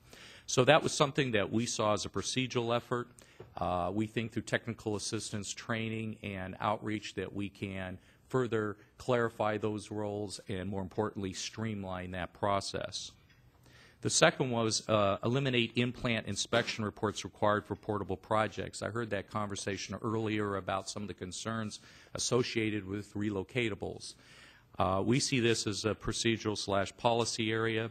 The idea in part there is how can we capture one time the certification of a particular relocatable or portable and ensure that that stays in a database and it doesn't simply have to be pulled up every single time you do something with it, but that it actually remains recorded in a database that did pass in-plant inspection at that time, and we're not asking to readdress that issue. The third was allow design professional project inspectors or DSA field engineers to field verify adequacy of construction for project closeouts without certification. And this was a key policy discussion that was bounced around. Design professional project inspectors or DSA field engineers are field verifying adequacy of construction for projects closed out without certification. These, again, are positions that were recommended by the expert working group. I will share that they do not necessarily reflect the Department of General Services or the OPSC or DSA. They are a larger working group, and we are a voice in that process. But these recommendations are the work and the proposed solutions addressed in that process. The fourth was streamlined documentation for new portable buildings. We spoke to that to some degree, but that was looked at as a legislative fix, which is the reduction in documentation in this area.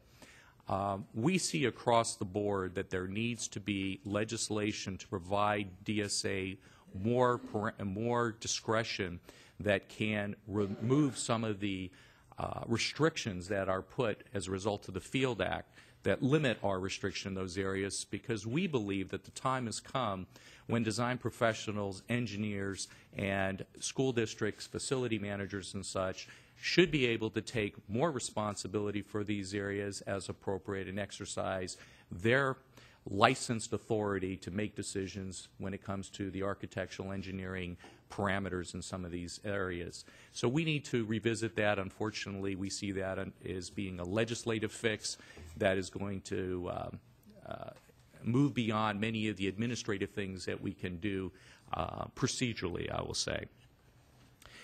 We also identify that provide that projects where the scope is limited to resolving health and safety issues shall not be held up due to a lack of certification on a previous project. We have right now an interpretive review that is 20-A, I believe, and it speaks specifically to the ability to let school districts that we're pursuing that would specifically allow school districts to bundle. That is, if you have a project that has not been closed out and certified, that you would simply move forward with your modernization project with the understanding that you would close out the complete project.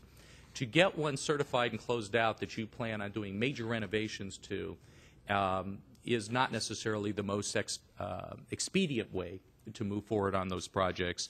So we see that as being a regulatory change that we should be making. It cuts down on the cosmetic changes. It cuts down on the maintenance-related efforts that school districts are engaged in. We want to, again, minimize the red tape associated with that. You also note that the next to last was allow design professional, project inspectors, or DSA field engineers to certify adequacy of construction. This is a major area of sensitivity. There is a lot of money and a lot of resources expended on forensic deconstruction to assess the merits of the work that was previously done. We see that as a legislative fix. The measure would be design professionals or project inspectors or DSA field engineers are certifying the adequacy of construction and the creation of an established pilot project to assess that performance. We think that pilot project needs to move forward. Lastly, require LEAs and community college districts to be the repository of project records. And the sense there is that the districts, as currently configured, should be provided the provision to not only capture those records, maintain those records, but certify that those records are present and in compliance versus the shifting that burden to DSA to be the vault of records. In part, much of the conversation has been about what is the future of DSA and what should DSA principally do to support the school districts. Historically, and the way it's more recently interpreted, is that DSA spends a great deal of its time capturing records, processing paper, and in part, their better skill sets would be focused on dealing things such as providing seismic safety expert review and standards, focusing on access compliance, looking at the fire life safety areas, and giving the school districts much more discretion in those areas of administration and process, and remove DSA from some of those pieces. So that was largely the tone of the expert working group. And I'm available to answer any questions on this particular area or concern number 2. Any questions? All right, let's move to the fun part. All right. Concerns regarding fund adequacy. And I said fun. So this was clearly the most contentious area. There was a lot of dialogue and conversation, as you can imagine, about this area. I will highlight for you on page 23, as outlined in green, some of those core areas and what the suggested implementation would be or the measures. The first was continue developing an accurate means of evaluating the true cost of building schools and data collection. The implementation was a policy or procedural effort. The measure would be the availability of larger data sets and a methodology to accurately evaluate the true cost of building schools. This is an area that I've been advised has been bounced around for years. The crux of the issue is there is no one-shoe-fits-all measure, that each project is different, bringing about different costs. And how we go about that and how we identify that which would be adequate and create indices around that, much work needs to be done, at least as communicated by the expert working groups.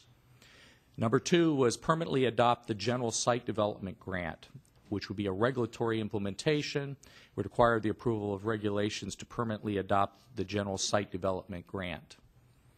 The third was adopt a statutory appropriate Class B construction cost index that includes the prevailing wage requirement utilized in California, policy and or legislative fix. Adoption of a statutory appropriate construction cost index that includes the prevailing wage requirement utilized in California would be the measure. This has largely to do more, I guess the concern in good currency right now is DIR and how we're going to navigate some of the concerns associated with that particular issue, which is still to be resolved. The fourth is adequately fund off-site mitigations. That's a policy and legislative implementation, and the measure would be funding of off-site mitigations at a level determined to be adequate, consistent with the Marina decision. This was put forward in the document. It makes reference to that particular decision for your review and consideration. The next item, number 4, is adopt relevant elements of the lease purchase program for the SFP, including cost per square foot, site development, off-site, and service site funding. Be a legislative fix, incorporation of relevant lease purchase program elements into the SFP, including cost per square foot, site development, off-site, and service site funding. That was, again, another recommendation that had moved forward. Next in the list was implement a new funding model for school infrastructure, a legislative fix, research conducted and consideration given to alternative funding models for school infrastructure, possible implementation of a new funding model. A lot of dialogue in this area, looking at it from a national perspective, looking at what our options are, and hopefully influencing policy decisions that would draw from best practices nationally. Adopt cost containment, best value, and life cycle measures that can be applied to school construction. That would be a legislative fix. The measure would be adoption of cost containment, best value, and life cycle measures that can be applied to school construction. Lastly was adopt alternative non-bond financing for school facility projects. Implementation would be legislative, adoption and availability of alternative non-bond financing for school facility projects. All of these were the ultimate focus of what was identified as 44 priority challenges to the program at this point in time, as identified by the expert working groups, all with having expertise in all 6 of these key areas. Every subcommittee chairperson was identified to be a representative, an expert representative of these key 6 areas of focus. So that provides for you a large overview of the findings and recommendations of the expert working group. You will note that they broke down again into 3 general categories. Our next expectation is to meet. The expert working group wants to have a follow-up on the 21st to talk about sustainable processes and how all of this comes together in a matrix of accountability. So I know that I've given you, this is the area that you're principally here meeting about, and I guess I would like to, again, encourage any questions or input from this distinguished body. So first, I'd like to take any comments, recommendations, discussions from the implementation committee before I open it up to public comment. So anybody have comment on the IMP? Joe? I'd like to commend DGS and yourself for putting this together. Rob and I were both on the construction working group, and I thought, and I think Rob would concur, I thought it went really well. Really appreciate the opportunity to provide input on the process and like to see it. Some of these come to fruition sooner rather than later. I think it would really help us out. So thank you. Rob? Back again, just want to thank you for a good piece of work. I know the group that we were in, I was very impressed with the facilitation of it, the facilitator in particular, and how much information we got in such a short time and how quickly it was gathered. So my only hope from here is that we start seeing some fruits of all that labor and we start seeing some of these things actually become implemented. Well, thank you, Mr. Pierce and Mr. Dixon. I very much appreciate your leadership and your contributions to the process. I would hope to see this to be a roadmap that surpasses my tenure and that of future administrations, that we continue to look at this and use the working group process as an implementation tool, an area where we can hold ourselves accountable to progress and change. I will share that, as is indicated at the bottom of page 2, that this doesn't represent everyone's view. This is a collaborative document. There are, as indicated on the bottom of page 2, that not all members of the EWG were in full agreement on each of the suggested solutions proposed, and that while full consensus was not achieved for all issues, all parties expressed a willingness to move forward. I think that's the crux of the direction in which I would like to see this not only be implemented but moving forward. As I started off my presentation, these positions are not held by any one group, including DGS, OPSC, DSA, myself, or any other party. They are a collaborative identification of what is viewed as the key issues, and wherever we could find consensus, of course, we identified it. But generally speaking, I think that this whole movement and the areas in where we need to go have to focus on acknowledging that some days we have to take our hat off, and we simply have to look for collaboration and consensus where we can find it. Many of these things here, I think, can be addressed administratively. I think there are things here that can be addressed procedurally. But ultimately, it'll be up to this group, it'll be up to the expert working group, and it'll be up to the school districts to push forward for the changes needed on the legislative front. And to that end, I lend my support of those efforts. So just as a way of background and process, specifically why I invited Mr. Amos to present. One, I think it's important that we do outreach so we understand what's going on, what has been recommended by various individuals and colleagues that we have in the school construction industry. But two, we're already having conversations about some of these issues, specifically grant adequacy. And I don't believe that there should be two silos going on at the same time. And how do we merge them and have relevant conversations, because this is of interest to all of us in the bigger issue moving forward.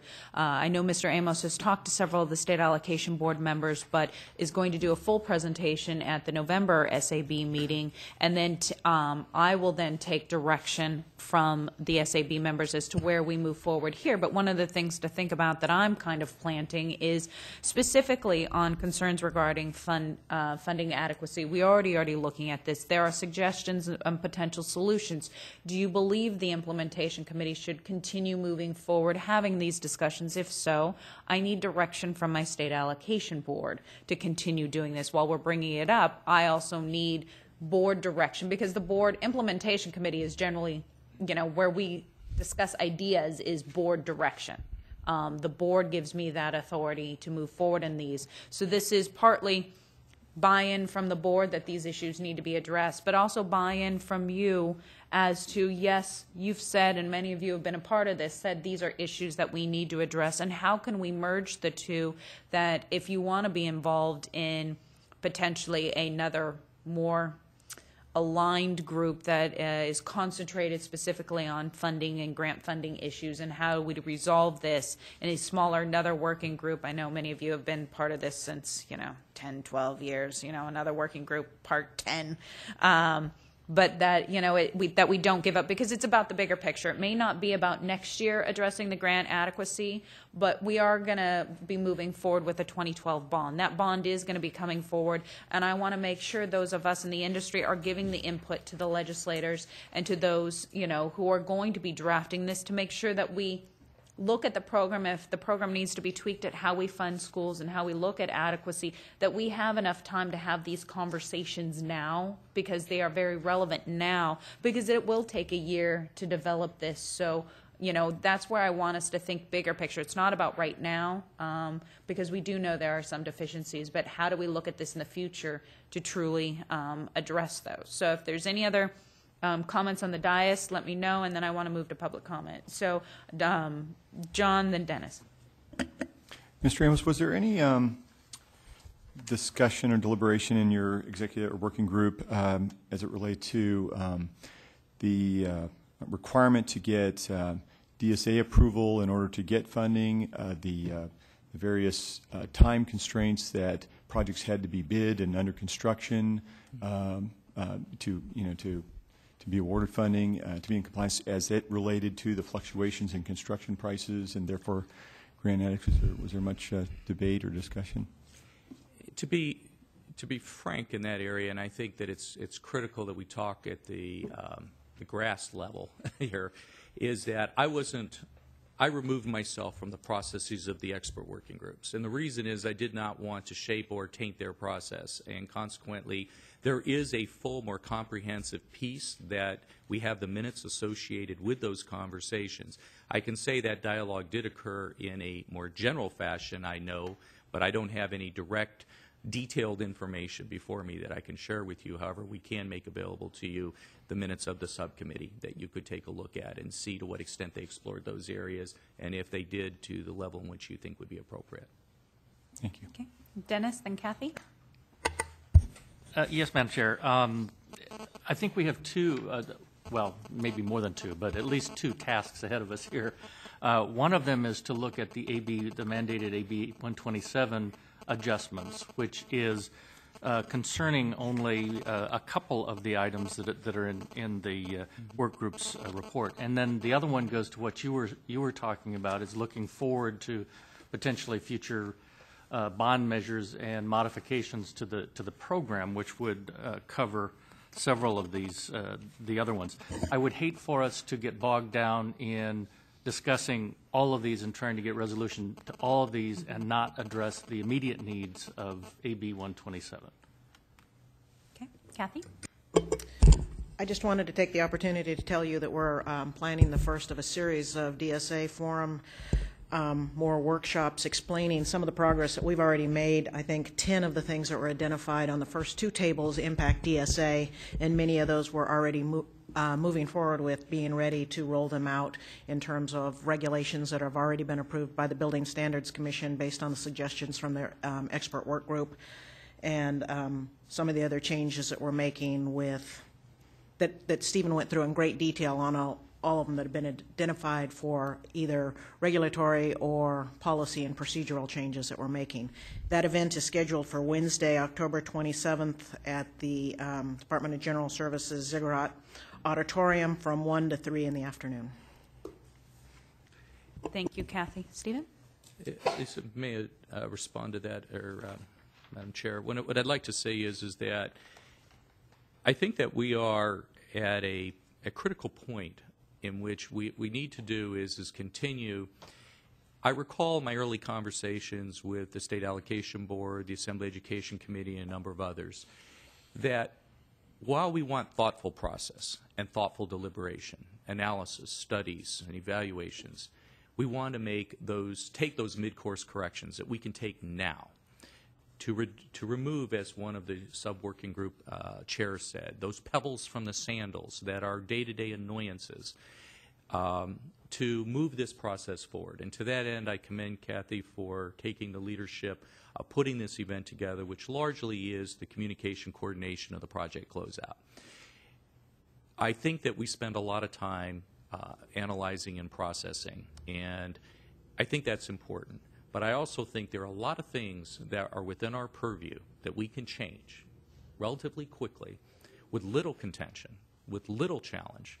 Just simply, these are things that would administratively make the existing program helpful, supportive, and collaborative. And I think that models what we'd hope in a future program, is that these would be the lessons learned. I was reminded at a recent meeting how once before this was what we faced, and we thought we streamlined the process. And here we are again. And I think to the extent in which we can navigate as many of these obstacles administratively, and I think much of what Ms. Hicks is speaking to is identify those quick fixes, get them out there as quick as possible, and while simultaneously drilling on those issues that are what I refer to as interim and long-term solutions. If we focus exclusively on the long-term regulatory legislative changes, and I think the expert working group captured the essence of that.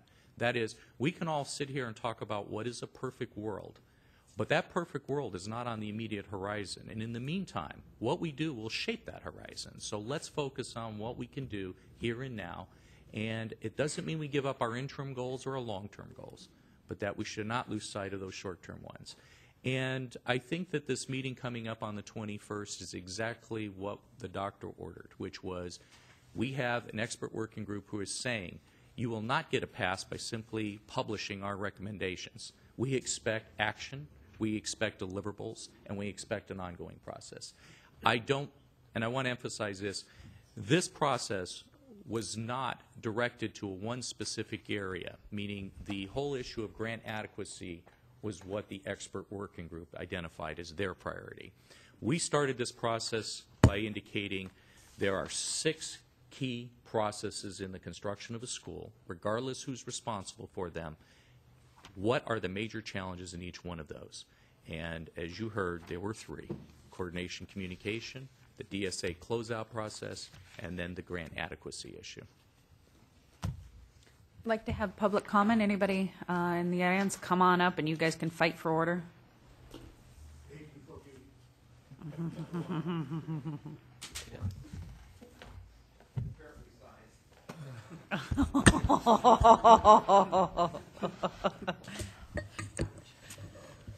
Lyle Smoot, Los Angeles Unified School District. I think this is a great process that's going on here, and however it happened, if it's you're the backbone of it or whatever, I think it's great, and we obviously are very happy to see this kind of conversation. And I think we would also echo your opinion or concern that this not die if you leave or when you leave, maybe. Either one of those. So I just want to start off by saying that, but I'd like to, there's three things I'd like to add to this conversation. One is that this is a lot of information that we saw today. And obviously, you know, even I, as a speed reader and understanding this program as well as I do, can't go through it that fast and come up with the questions I'd like to ask or the things I'd like to know more about. So I would ask that this be added to the agenda for next month's meeting of this committee. And have everybody have the opportunity to really go through this and ask the questions or have the input that really might help the process. So I would just like to ask that first. And as a bit of a sideline, you can find information about this in minutes. They've been posted onto, is it OPSC and DGS's website, and the report was actually published yesterday. So this draft report is available online, and if need be, I can also send it out to you guys by a link. That is absolutely wonderful. There's two pieces of this that I think we are very interested in, and first one is the concept of one-stop shopping, whatever that means. It means different things to a lot of different people, and of course, I don't know if you're familiar with my background. I've been involved in this program for about 30 years, holding Lisa's position for 14 years, working in OPSC when it was called OLA, as the director of fiscal for 4 years before that, and obviously I've worked for Los Angeles Unified and other school districts that, you know, I've been on just about every side of it. So I'd like to really have a good conversation about one-stop shopping because, you know, what we're seeing today is not conducive to that, if you don't mind my saying so. I'll just be blunt about it. Moving OPSC to Ziggurat, I'm not sure that assisted in that endeavor because my personal opinion, and of course it's my opinion, so it is personal, is that in addition to having, for instance, an ombudsman or someone that is familiar with the whole program so that they know who to talk to, it's a little more than that in my opinion, because I think you have to be able to walk next door and talk to people. So realizing the difficulty of putting DIR, OPSC, DTSC, blah, blah, blah, all together at the same time suggesting that to the extent it's possible to get everybody as close as possible, maybe just through the internet and Skype kinds of issues. I'm not sure exactly how to go about that, but, you know, so that everybody can, when someone comes to Sacramento to try to resolve a problem or an issue or ask a question, they can go to one place and that person can put everybody together, even if it's on the internet, right then. So you don't have to wait for opinions and issues to be resolved. So I'd ask for that, a real discussion about one-stop shopping and what it means. And obviously the funding adequacy issue is an enormous thing. I would suggest that one way to address this without going through the legislative process immediately, and I'm not suggesting that we don't go through the legislative process, is to really define what the law really intended. 50% funding, what does that really mean? What should it mean? How do you get to whatever you come out with is that's what that means? Then let's try to get to it. I'm not suggesting that the law says every project should have 50% funding. I don't believe it did. But I think what it meant was that every, on average, a project should receive 50% funding. So over a long period of time, a district will get 50% of the cost of their projects. And I think there are things that have been instituted that interfere with the intent of the law. And I'm being blunt, the 60% commensurate test on new construction I think that interferes with the intent of the law and needs to be part of the overall discussion of funding. Thank you. Thanks, Lyle. Richard? Yes, Richard Gonzalez and Associates. And Mr. Amos, I want to echo what Lyle said at the very beginning. I find that your presentation today, other presentations you've made, has been clear. I've understood every bit of it. I see the direction it's going. And since you've been involved, and I've known that you've been involved, which has not been that long for me, I've seen some positive changes throughout the process. I do want to share a couple of thoughts, okay, and a couple of suggestions. The first one is, if you're going to be doing a repository of information at the LEA level, they need to know what that is. You can't tell them to be a repository and then not tell them these are the documents you need to keep. And then how long do they keep them, just like you would with any other kind of a program. I now would like to, I have 2 or 3 other items which all fall under the same category, and I'm going to use my personal life as an example, my personal involvements as an example of where I'm going with this. I'm currently on a high school soccer referee board. And the problem we constantly have at that board is the adequacy and performance and professionalism of the folks that are out there in the field. We can't be at every school for every single game. We have to rely on the fact that those people know what they're doing, applying it, good judgment, okay, with a reasonable and fair outcome for all parties involved. Okay? So now, given that kind of a parameter, well, how do we go about doing that? They become a member of our association. They're required to attend classes. They're required to pass courses and pass tests. They then receive a certification, and they don't get games until after they pass this certification. I don't know why something like this couldn't be implemented here within both OPSC and CD and DSA. Okay? Example. You made mention of the fact that there was in-house in-plant inspectors at various manufacturers. That list is not infinite. It's a very finite list. So they only have a finite number of inspectors. Give them an annual certification test, or make them take a course and know that they're annually certified. And then do something that our high school association does. You go out, and on spot checks, you do an assessment. Did they do the job? Are they doing the job? And then you continue to say, yep, you're still continuing to do the job. If you find problems, maybe it's re-education, get them back out there. But if you've got the laundry list of certified in-house inspectors and what firms those are, that will help you in defining who can be cleared without necessarily going through a whole lot of other aspects. But that also can be expanded over to the DSA, other aspects, and OPSC. For example, you made mention about should there be opportunities for architectural firms or engineering firms or other design professionals to be able to self-certify some things. Define some of the entry-level kinds of things they can self-certify and do exactly the same thing. Make them certify, create a list of those that are certified as being able to certify that component, have them become a member of that particular aspect. They pay a fee to have you be able to continue to monitor and do the assessments. And that doesn't have to be extravagant. Same thing's true with the school district folks that hire like OPSC folks, consultants, architectural firms that say that they can provide a service relating to, let's say, OPSC documents. There can also be some form of a process that's included in that.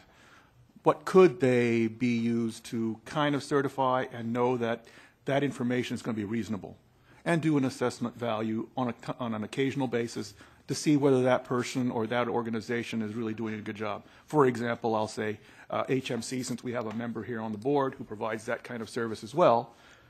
If their firm has got a person that is doing that kind of work and they've attended a course, and someone at OPSC maybe once a year goes over and checks to see if they did 1 or 2 of their projects to confirm whether they're accurate or not, then they retain their certification, and then they go on.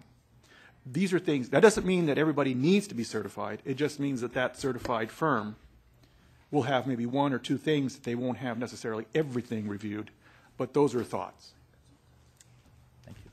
Thank you very much for your leadership. Thanks, Richard. Ron? Hi, thanks. Ron Perham, WSC Architects. I think you guys have done great work. Just a couple of comments. How many of you here would like to have the mechanic land the next airplane you're flying on? Probably not too many. How many of you here would like to have the person to put your sprinklers in wire your house? Probably not too many. How many here would like to have an accountant plan your next school? Oh, wait a minute, we have that right now. I have been advocating for the last 15 years that there should be a certified someone who is a school planner in OPSC. There are many times when people make recommendations to this board that it's like deer in the headlights. They never thought about it. Why? Because they never walked in those shoes. It just seems inconceivable to me that we could be allocating $36 billion and the people that are responsible for doing it have never been in the trenches and did what they were supposed to do. It's just, it's mind-boggling. It's a catch-22. You can't go unless you've been. Unless you've been, you can't go. And I just think when you say you need somebody there that knows the process, I think that is spot on. And if they do anything, that one thing I think can help this process. And the way we come about regulation and how we form it would be absolutely, incredibly right to the point and help the process. And as far as Richard goes, I am more for opposite of everything he said. I am for more local control. Let people do their things. Having taught the course at UCR for the last 15 years in certifying facility planners, I could tell you this is like being a doctor. It is not a science, it is an art. And more than one person will figure out how to solve the problem, and there is no exact way to do it. Thank you. Thank you. Any other public comment? Any implementation committee comment? Lee? Thank you, Mr. Amos. This is really good stuff. I'm also very excited, as you have mentioned, about this October 21st meeting, and then what you say, Lisa. I just echo it about how does the IMP committee fit into this. I love the sort of can-do attitude that is exemplified in this, and how quickly. We do have analysis paralysis a lot of times, and we've thought about this for many years. And while a lot of people said, oh, this is too quick, look at the great recommendations that have come out of it because you asked the right people to be involved. So I'm very concerned that as administrations change, I think we all are. I've heard from a lot of districts, where is this going after this? Do you have any sense of how this can be, does it have to be approved by the SAB? Does it have to be adopted by somebody? Who is it that will make sure that this document is, we stamp it and say, yes, this goes forward, and concentrate your work on this? How does that happen? Well, I very much appreciate your gracious comments, Ms. Coop, and I also have thought long and hard about this issue because I have been challenged by those various comments. What's the point? Too close to the end of the administration? Why not wait to the next administration? What can you hope to accomplish in this administration? I think the point was well made that not all parties that come to this have the expertise or skills, such as myself. I'm an administrator. My background is corrections. It is not school construction. On the other hand, there's an advantage to not having that background, and that is I don't come with any preconceived ideas. That is, it doesn't work, and it is quite frankly, an area where I find it to be highly frustrating and disappointing because we have a very critical job and objective to accomplish, and we don't. And can we do it much better? The only way that's going to happen is through collaboration. I see the various partisan dialogues that go on. I see the battles. Who has the answer is more important than what the answer is, and these type of debates.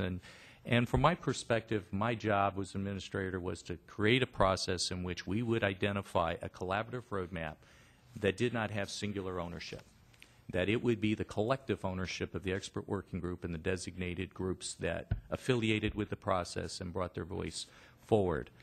I think if there is hope, it will come because people have confidence that they were actually heard and that this process actually has value. And in the end, you're absolutely correct. The administration changes. I depart. The question is, have we created something that provides that roadmap, that impetus for change, that people say, hey, if we could come up with this identification of issues and challenges, and we now have an expert working group that wants to meet on a regular basis, I think it comes down to that expert working group, the state allocation board, and all interested parties being a loud voice of, we want this to continue. And it'll take many turns and twists along the way. it's not without flaw, but it's progress.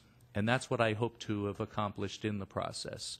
So if I were to give a recommendation, support the expert working group, participate in the process, bring forward your candid perspectives, solicit as much support as possible wherever you can find consensus or collaboration.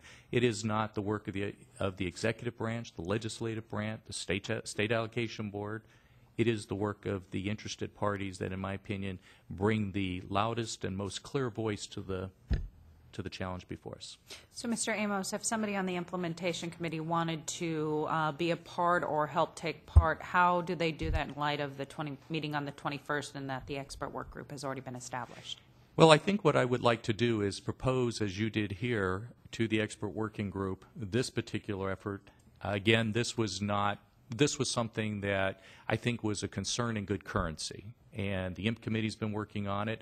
But I don't think it's limited. Your mandate is broader than what is identified here, and I wouldn't want to take away from that in any way, shape, or form. But what I'd like to recommend to the expert working group is that your voice be heard, that you have an opportunity to participate in that process, and that you continue to provide the leadership, as many of you here have, in moving this issue downrange. This should not be, in my opinion, limited to any one group control, but a collective, and that's what I hope the expert working group process provides.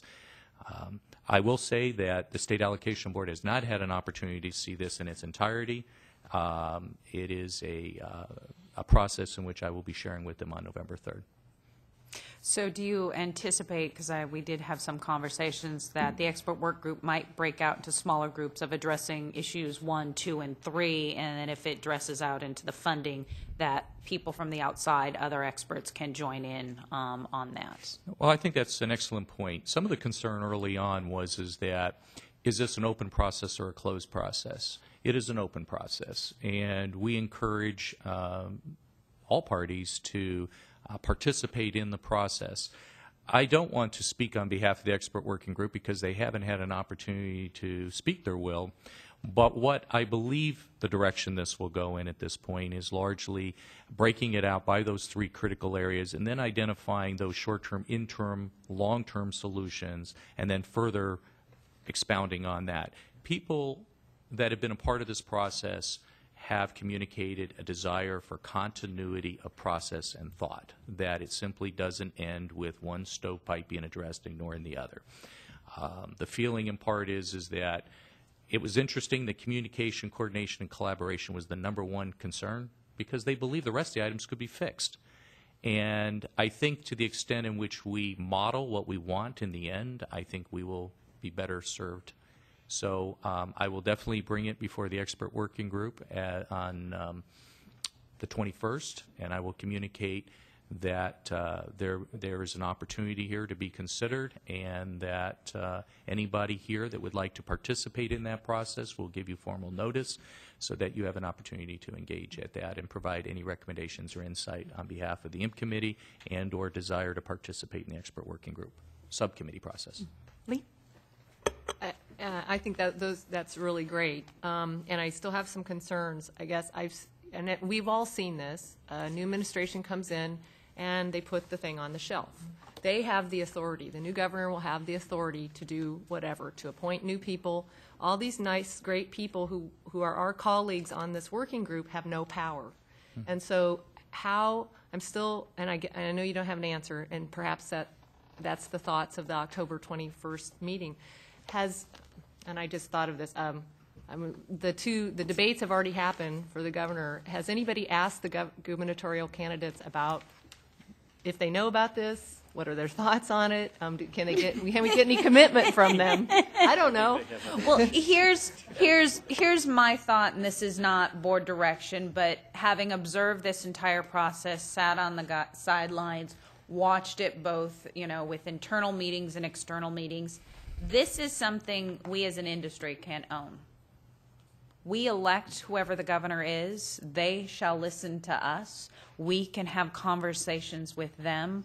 We are a powerful industry of building billions of dollars of schools. So I think if this is something we want and we want to continue, it is incumbent upon us as the industry to make sure it happens no matter who is the governor and who our next leaders are, because I certainly know a lot of people that are very strong and have a loud opinion and know how to get their way. So I think if we as an industry adopt this, this is something we can control and something we can make sure happen and continue on those meetings just as much as you guys can talk to my state allocation board and direct these conversations at the implementation committee that can then move forward, because it is about the kids, it is about school construction, it is about streamlining the process, and if that's what we want, you guys all know how to get there, so I'm not too worried about it. Rob?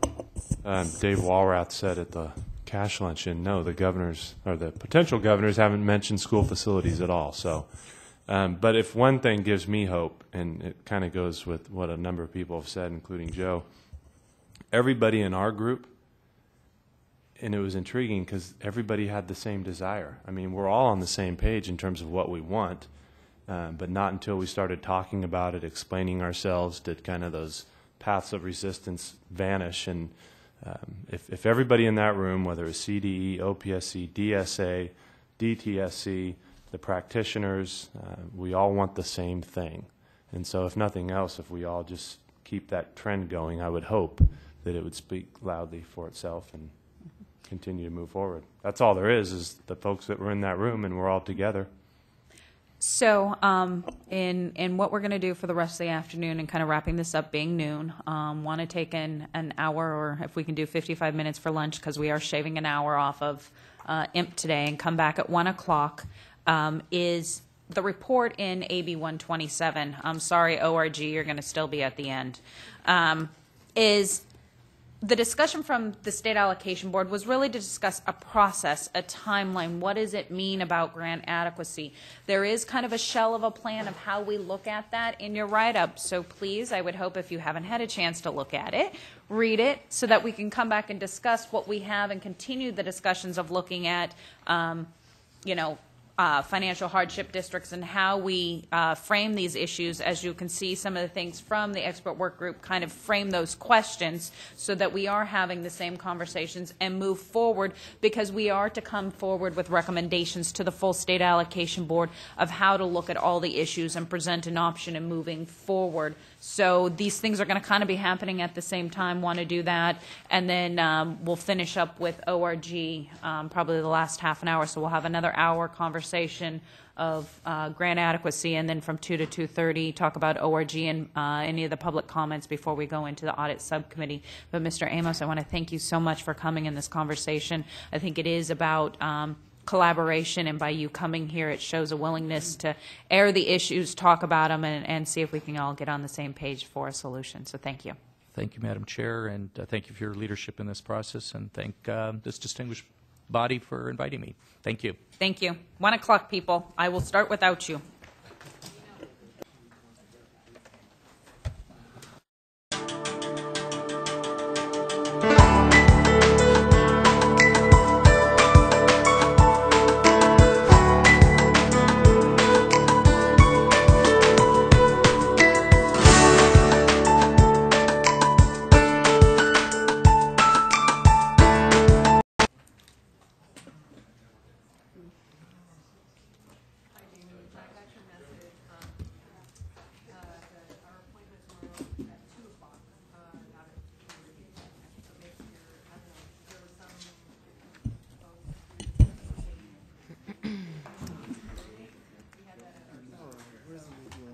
Is webcast ready to go?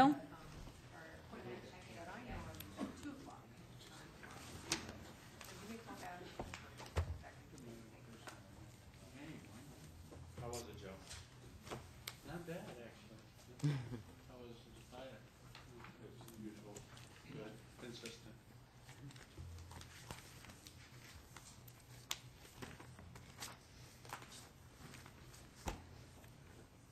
All right, they're finishing getting the webcast up. One of the announcements I do want to make, you did get in your packet the calendar. The next meeting is a Wednesday. I lied to you. It's not always the second Thursday of the month. Wednesday the 10th, because Thursday the 11th is Veterans Day, and I'm going to be in D.C., so you guys can, run your own meeting, but I'm not going to be here, so, yeah. You can run your own meeting. I'm not sure how much you're going to accomplish, but feel free to run your own meeting. So, we're going to jump into Mr. Odell and Ms. Johnson in AB 127. If you want to give us kind of a quick overview and changes from what we had discussed last time to now, and spend the next hour on the conversation. Dia Johnson, OPSC. From the last meeting, it's September 9th IMP meeting, we provided an overview on the history of AB 127. It did outline all the discussions that took place by the SAB, IMP, and the Grant Adequacy Ad Hoc Committee.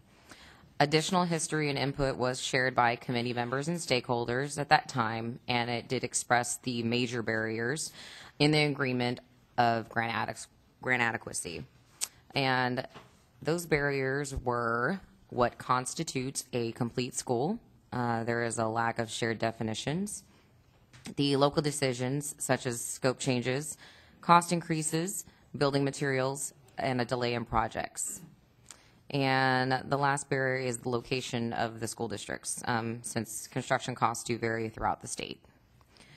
Based upon the barriers and the feedback from IMP committee members and stakeholders from the last meeting, it was suggested that staff review financial hardship projects. This would provide information on what an actual financial hardship project builds, being fully state funded. Staff has proposed the following methodology to review the financial hardship projects, which are in attachment A. So hopefully the committee has reviewed that so that we can get some feedback from you. And the review will consist of a side-by-side comparison of the SAB approved projects versus the completed projects after apportionment. The data will be gathered from applications, board items, and the PIWs. In relation to AB 127, by using the data completed by financial hardship districts from the PIW, this will provide actual data for those projects. Additionally, staff will go a step further and confirm with the districts that the data from the PIW is accurate. And also staff will keep that information anonymous.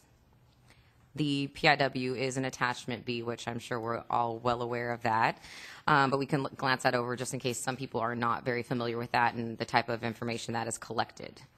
The projects that we will review will also be pulled from various locations of the state, and that will include northern, central, and southern regions. After reviewing the methodology in attachment A, at this time staff would like to discuss the methodology and seek input from the committee members and stakeholders. All right. In following on, as you see in attachment A, in continuation of looking at how do we determine what an adequate school is, and one of the things was, a lot of it is local control, but how do we have control over one thing, which is the basics of financial hardship districts, specifically those that tend to get 100% funded or, over 90%, what do they actually get? And so that's why looking at the methodology in attachment A, is there anything else that you feel is relevant to have that we need to look at in gathering data? Because is what we're going to do is pick schools that are come from of north, central, south, for the most part 100% state funded, ask these questions, and then we could also pull out around the same time comparison of schools that were built with the 50-50 or 60-40 if it's modernization, and what do the comparatives look like as for an adequate school? Because if we notice all financial hardships, and there's no databases, but let's say, for example, 85% of financial hardship districts that are over, 85 to 90% state funded all build portables, and everybody else has permanent classrooms.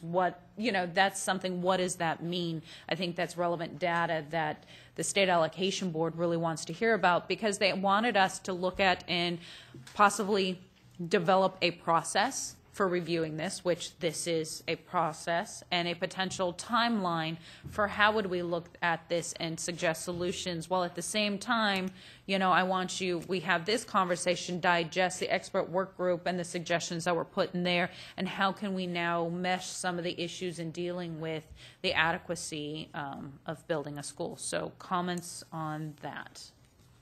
Comments on the methodology. Comments on, Rob? So thank you. It was something that I know I talked about at the last meeting too, in terms of looking at financial hardship. I did have a question though, in terms of the side-by-side comparison. So it's the approval versus the final expenditure. I'm just wondering what the importance might be with that. I was just a little lost about what we were getting after in comparing the apportionment, say, as opposed to the final expenditures. Just to touch on it a little bit, so if we're looking at the actual board items, and let's state that in that project there were 12 classrooms. So just specifically to this, if there was some type of a scope change or something that locally that the district had to do, or any changes that were made, so we would want to take the reasons behind the 12 classrooms and why, okay, maybe you had to reduce it to 10 classrooms. Or if originally you had a certain amount of permanent structures and that had to be changed to portables. So any kind of type of scope changes that might be displayed, but it'll be all the data that will be within that. So it is doing, like I said, a side-by-side comparison of what was approved by the board and what actually happened. No, that was very helpful. I appreciate that. Oh, you're welcome. So scope changes in terms of cutting scope to make it come in on whatever the budget was. Exactly. It's just to really give a broad overview, a nice picture that, okay, this is what the original thought was, and this is what was approved, but this is what actually happened. And then Fred's going to give us a definition of a complete school. No. I was just going to ask, but in that analysis, the board doesn't know whether they approved portables, permanent, or anything other than X boxes and stuff. Yes. But it's based on the DSA plans, right? Which includes. But, yeah. But there could be a scope scope change. It still could match the board item and been gutted out from permanent portable. Right. So maybe an idea would be to look at basing the board approval is based on the DSA approved set of plans and what it included at that time. And then we look at what actually was built and any possible changes. Maybe we could use that as. And doesn't your plan verification team, they would know it that well. They're that intimate with the project to know it was portables on day one or permanent on day one and end up being portable. But that's assuming we still have the same PVT people. Yeah, or that somehow that was accounted for at apportionment as opposed to. Sean?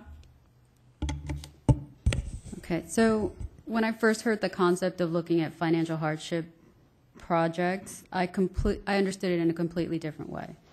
When I heard it, I thought that we would look at a financial hardship project, what came out of it, not comparing what was planned versus what we built, just what was built, and then compare that to something else and let the board decide, you know, which one of these do you really want.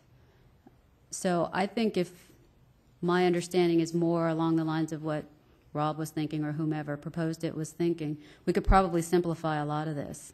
You won't have to look at as much data, maybe just a summary of what ended up being included in the school and square footage, that kind of thing, without trying to go into all the details about what was planned versus what was built.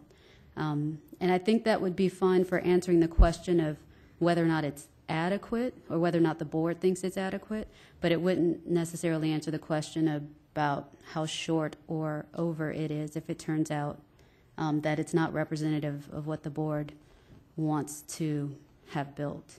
Well, let me kind of explain maybe what I was thinking, because and then have OPSC have the kind of discussion of where we're going, because I think the side-by-side actually helps us get where we want to go, of what did we approve, what was planned, what actually got built, and then there should be information of what was just normally built from a normal project, 50-50, if let's just all take new construction, 50-50, You know, what did school districts in other areas build? What was the cost of their project? How much money did they get? What was the final project? So we can see how close to the 50-50 it was. Did they actually put in more money versus 100% financial hardship? So if their financial hardship project was 12 classrooms, can we find a 12 classroom school that was newly built and kind of compare what extra facilities or not extra facilities, you know, did the financial hardship start off as permanent classrooms but have to change to portable, and they were all permanent classrooms with, you know, the school that was built that was a 50-50, and what facilities did they get? Because I think it's relevant to see what we are trying to fund, and what OPSC and SAB is trying to fund is an intent of permanent classrooms. Did we actually get there? And how does it compare to districts who actually have maybe bond money, you know, and looking at, is that adequate? Because I think in presenting the information, we kind of have to present the information in the process to the board, and the board kind of does the determination, because there wasn't a process or conclusion that OPSC could get to with their report, and then also bring in at the same time how Cash looked at theirs and did an analysis and found, you know, what determines adequacy and not adequacy. But I think in adequacy, in answering that question, you have to look what was actually built with the money that you got. You know, because then I think it's then all of us in the industry can say, you know, it isn't adequate when you have portables and you really don't have, you know, a library or some other things or minimum essential facilities where, you know, 50% funding, it came out close to 50-50, and they had a library and all of this other stuff as to whether that's adequacy for determining education principles. Now, am I off? No, you're correct. Okay. Lee? So I think I agree more, I think, Lisa, with what you said on what we thought and how a good comparison might be, but that's not what this item says at all. I don't think. I think it says it's comparing within one financial hardship project planned versus finally approved. That's going to give you one piece of the pie, perhaps, or one piece of the information, but you still have to have the other project, and I don't think that's on here at all. So that's why we're discussing it. We can add it. Yeah. No. That's why would the implementation committee members like to see that added? Yes. And can I piggyback on Sean's point? I didn't want to keep the only one talking, but that was really what I thought I said, or what I thought I heard the group say. But I do like that piece as well, and your clarification on that is very helpful. So I think they're both very useful. Right. That's why we're bringing the methodology here, to make sure we're clear. Before we even start collecting data, let's all agree that this is the data we want collected, so that we can actually have that discussion. Because, you know, I hate to have staff spend time and then, whoops, let's add this. So that's why this is really important right now, that we come to an agreement that this is the data that we want to look at. So, I mean, the difficult part for OPSC staff is going to be it becomes somewhat subjective to, it's not very useful data. There's not a data point to say it didn't have this or it didn't have that or it was built from this. So you're going to have to find a way to do the comparison that you presented here, but at the same time have a notation that says there was no admin building or there was no library. No, those components will definitely be looked at. Those are all of the things, because in looking at the PIW, and then also looking at the board items, and this is kind of how I gathered all of the information for the methodology, is looking at both of those. And in looking at some of the data that was presented in the PIW, because of certain things that did happen within the project, on the PIW, it does state certain notes, such as we did have to change from permanent to portables and things like that. So those are definitely the things that will be looked at. So do we need to add in core facilities? Is there anything missing in core facilities? Like, when we look down this total square feet, core facilities, as to whether yes or no, is there anything else that needs to be added onto core facilities? Lee? Well, I was wondering if CDE couldn't help provide that information on what they do see as a complete school with Title V. And since we use CDE to help us, and CDE has to look at our plans, and they tell us, hey, you don't have this, you don't have that, you need to have that.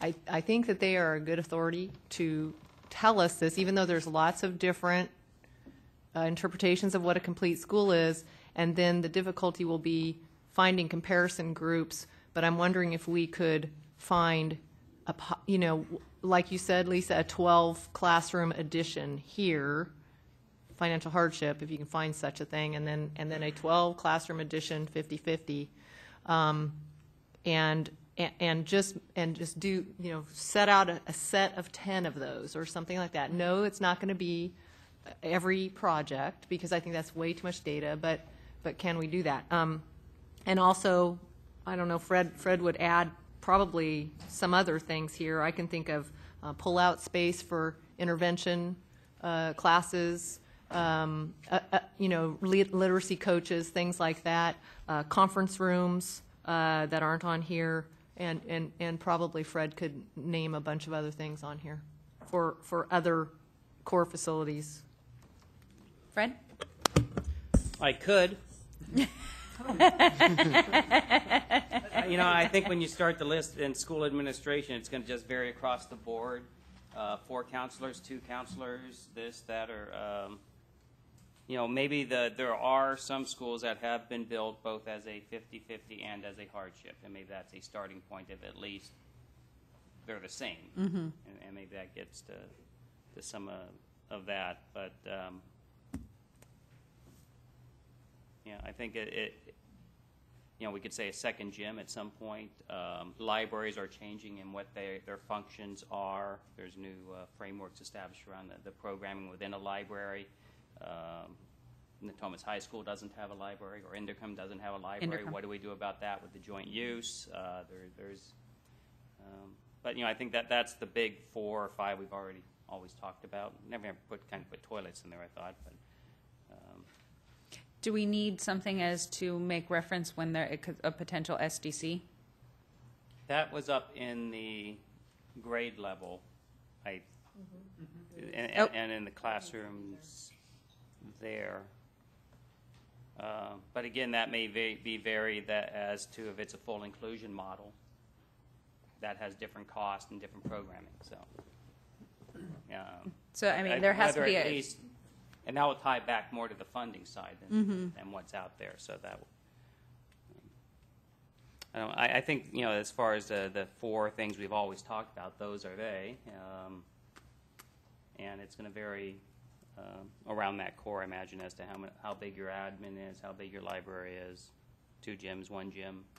So, but what we're also looking at with the methodology is, I see the core facilities, we're looking at the square foot as well. So comparative, what the square foot is if a gym, was built, what was the square foot and financial versus a full one. School administration size is differences. And then it's really going to get tricky where you have the gym and the multi-purpose room blend into one. And I think and we've been down this road several times and have run into the same dead end every time as to, where does one thing begin and one thing end. So if there's a way just to keep it at a very macro level for at least the initial analysis, that may be the. Okay, Rob? I'm just wondering, my gut tells me, and I was the guy who didn't think the $408 million would all be taken either, so there goes that genius thing, is what you will find is a majority or a good portion of the projects will be lacking in something. And I think that may speak for itself as opposed to having to dig in to the nth degree and have staff do all this work on. Maybe you look into it and know, you know what? If they asked for 10 classrooms, they built 10. There's an admin, there's a library, there's a multi, and then maybe at that point you start digging in a little deeper. But if it's apparent to everybody that clearly financial hardship projects are lacking something that a typical school, and I think we all generally know what a typical school would have. Maybe the library, maybe the library's a little bigger, maybe the gym's a little bigger, maybe they have 2 gyms, but if they're just lacking in those facilities, I think at that point it's going to start speaking for itself. That's just my opinion. And I know there's folks here who build those schools all the time, and whether it be architects or districts themselves, those being financial hardship schools. But my gut tells me we're just going to say they don't have an admin wing. They don't have a library. It's all portable with wood floors. It's that sort of a thought. Yeah, go ahead, John. It seems like, and maybe this is your intent, it seems like most of these things, with the exception of portables and permanent, have to do with quantitative kind of evaluations, comparisons.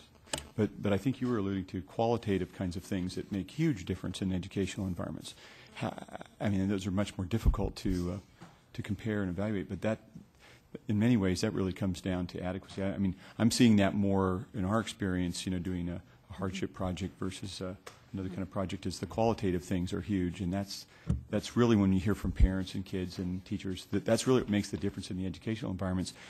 So it's kind of apples and oranges. And just as an FYI, if you do have public comment, write it down, and when we're ready, we'll call you up. So I have acknowledged, I see public comment, but we've got to finish with the IMP committee members first. Mick?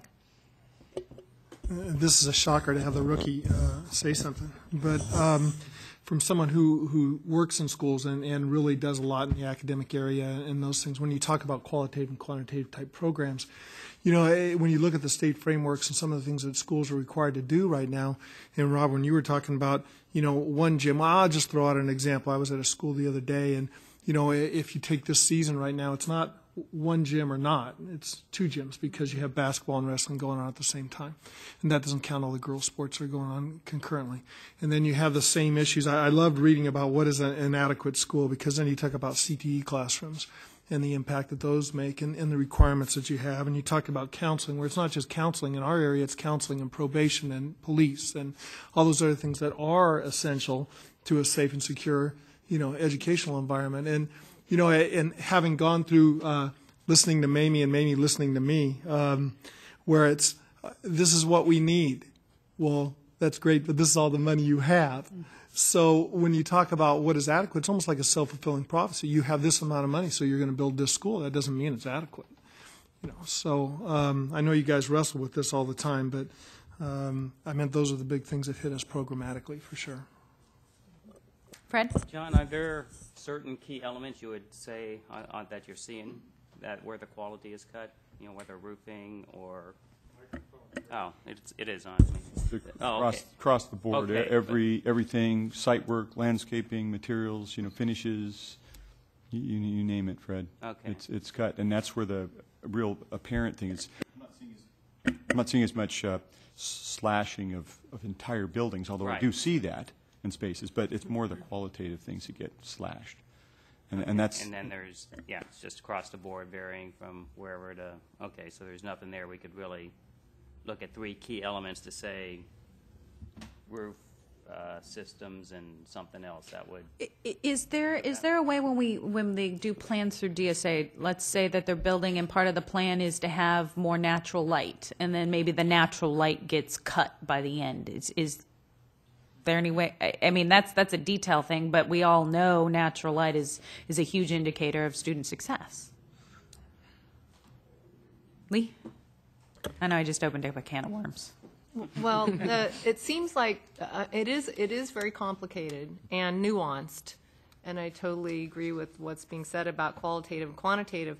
But it still appears to me that we could do this, and it does take, just like we talked to Mr. Amos about collaborative, and it would be really, really great to talk to the school districts, pick some projects. I don't know how we can get to that process of how you pick them, but once you've picked them, sit down and talk with the people who built it and say, what did you do along the way? And then you get all of the things, the line by line thing that John's talking about.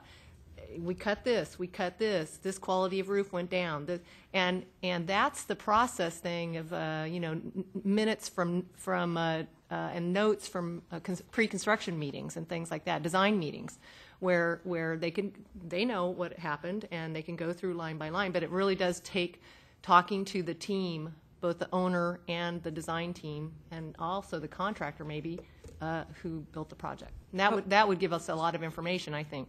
OPSC and then Sean? Really quick, just to add to that, and that's exactly what we would be doing, and that's what the original plan was, is that in talking with the districts, not just confirming the information on the PIW, but there is going to probably be additional comments from the PIW that they had filled out, or any additional information that they feel that's pertinent. that is definitely going to be taken down. Should one of our questions actually be when we talk to the district, who is your architect and what's their number? Is that on the PIW? Is it one page on the PIW? Sorry, as I don't have it memorized. It's on the 5004. It's on the 5004. Well, how about this? It should be included that we make sure that whatever information we talk to the district, if we can place a call into the architect and just talk about, like John said, maybe we can get some high level, not so micro, but a little bit macro, what were maybe some of the qualitative things? Was it building material? Did you slash lighting? Did, you know, what was potentially sacrificed on that? So I want to remind, let's see if we can come to consensus on the methodology here and then start a conversation on how we potentially pick. We've got Sean, then Mick. My main concern with this proposal is that so much of it revolves around comparing the plan for a financial hardship school to what was actually built for a financial hardship school. If the plan for the financial hardship school doesn't represent what the SAB thinks we should be building, that comparison isn't going to provide us as much benefit as simply saying, here's what we built under financial hardship, and here's what we built under another circumstance. Which of these do you prefer? At the end of all of this analysis, they're only going to get to the question of yes or no, the thing we built with financial hardship was adequate. I suspect the answer will be no.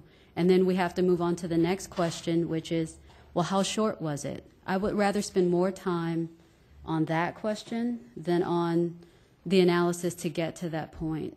And maybe I'm wrong about what I'm presuming will happen, but you know, I would just prefer to head in that direction. And I think we can build on a lot of the work that was already done and a lot of the information that was already collected. As some other people pointed out to me, the previous OPSC analysis did provide some justification for increasing the grants in both of the years that have already passed. It's just the way that it was presented may have given some impressions that didn't reflect reality for a lot of districts. I just don't want to launch into this process again where we get bogged down in all the data. It doesn't strike me as being that beneficial. You know, I think you bring up a good point, but one of the things that I think is important is the State Allocation Board actually does not have any type of data as to what is being built with financial hardship versus what is being built similar. So one, if we can show the inadequacy, because we all talk about it, we all say that happens, but let's find something and put it on a piece of paper. Say it happens, and then we'll ultimately know based on the data what was the total project cost and how much was the difference between the two. Not to mention, I know Cash in their report and the analysis of OPSC's recommendation came up with what they thought how much underfunded elementary, middle school, and high school projects were for grant adequacy. So I think it would bear usefulness to make sure that Cash and the data that they used have a conversation with OPSC and how did they come up with their determination, and was the methodology determination, you know, in their report something that can be looked at and presented at the same time. Yeah. What I'm proposing is that we take a financial hardship or a group of financial hardship and compare that to one or more of non-financial hardship and skip the step where we compare the completed financial hardship to the planned financial hardship. I think the comparison is very powerful, just not the financial hardship planned versus completed, just completed versus something else. Just to finish that, I think it'll help get us there faster, but I think we actually need to know, because I think this presents a bigger issue of what is planned versus what is built. That highlights a huge policy issue and problem with the SFP that we need to know about on a bigger issue. So I don't want to get bogged down on necessarily comparing, but we need to know that data because that's a long-term bigger issue rather than a right now grant adequacy, because the board may decide to do nothing in light of the bond funds running out. It may do nothing in light of all of this information, but what it may do is spur continuing conversation of how do we reform for the next bond, how do we determine, should we stay per pupil grant, should we look at the mixture of the square footage of what LPP, how do we base the additional grants to solve the inequity based on where where you are. I think this brings up a lot of information, and I don't want to, in order to get to the ultimate grant adequacy, skip what may be a base flaw and how we determine what we think we can build to what actually gets built for adequacy of determining the essential facilities. I don't know. Am I off basis? Lee? Lisa, I think you're not off base, but I actually don't think that's answering the question of grant adequacy. I think that what Sean's saying, it gets us to that. And you said there are other huger issues, which there are, and we keep talking about them. But the basic comparison of what Sean is saying will get us the answer quicker. It will get us or towards an answer rather than. I mean, we can also do the analysis that you're saying. I think that's also very important. But that also happens with non-financial hardship projects. But it can happen in many different ways. Like what John's saying, through the design process, that's when you have this great plan with your ed specs of what the school is supposed to look like to go with your program, and then what actually gets built is very different than what you had planned. And that's what we want. I think that's what we non-financial hardship districts would like to convey, too, because there are many, many cuts that happen. Well, my thought is how it does relate to grant adequacy is we're funding off of the plan. So, what is going through DSA, classrooms, grant adequacy, this is how, well, no, it's the grant, yeah, the formula is that. But if the formula isn't adequate enough to get you what you get in the end, then it's changing the formula on the front end because you build the design based on how much money you're going to get. And if you can't even finish that, that's a problem. So you still need to know what's going on the front end, is my thought. And the formula is classroom driven. So the classrooms in the project, in the plans, do drive the amount of eligible pupil grants. And then aside from the pupil grants, then of course we have all the other supplemental grants. But the base grant is determined based on the number of classrooms that are in the plans. So yes, you are correct. Yeah. Lee, the Mick?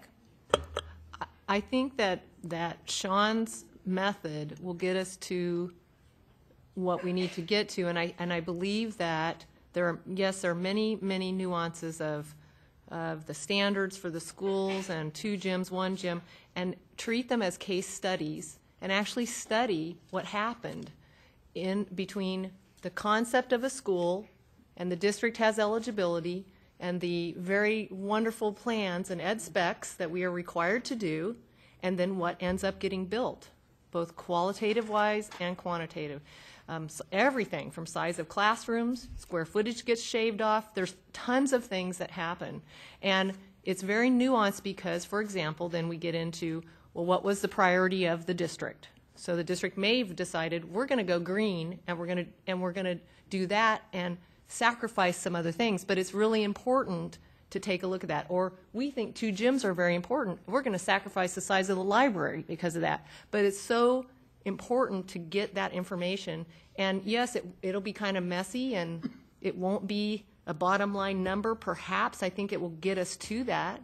But I think where Sean was going is correct. I mean, I think what you're trying to do, Lisa, or what's on here is another analysis, gets us another answer to another We're question. going to go Mick, John, then public comment. I would have to agree with all 3 of you. When you really talk about a case study and what you're talking about, you really are doing a messy study. So you have the qualitative data that you need. You're doing triangulated assessment, blah blah blah, all that junk. But I think you can get if you're going to have a clear picture, you need all that information. And that wasn't my original question. My real question was, do people tell the truth on these PIWs? Because I'd lie like a big dog on this thing. So I mean, is that okay? Thank you for the answer. That's why I'll be calling every single district and confirming that. But at this point, as a school, as a county schools office, here's what we're telling our districts a lot of time. You don't have time anymore. You don't have the people. You've been cut and blah, all that stuff, And so when it gets down to really spending a lot of time with some of this stuff, history's only a story well told, but by whom, and how. So I looked at this and thought, really? But it goes back, sorry, not to diminish this.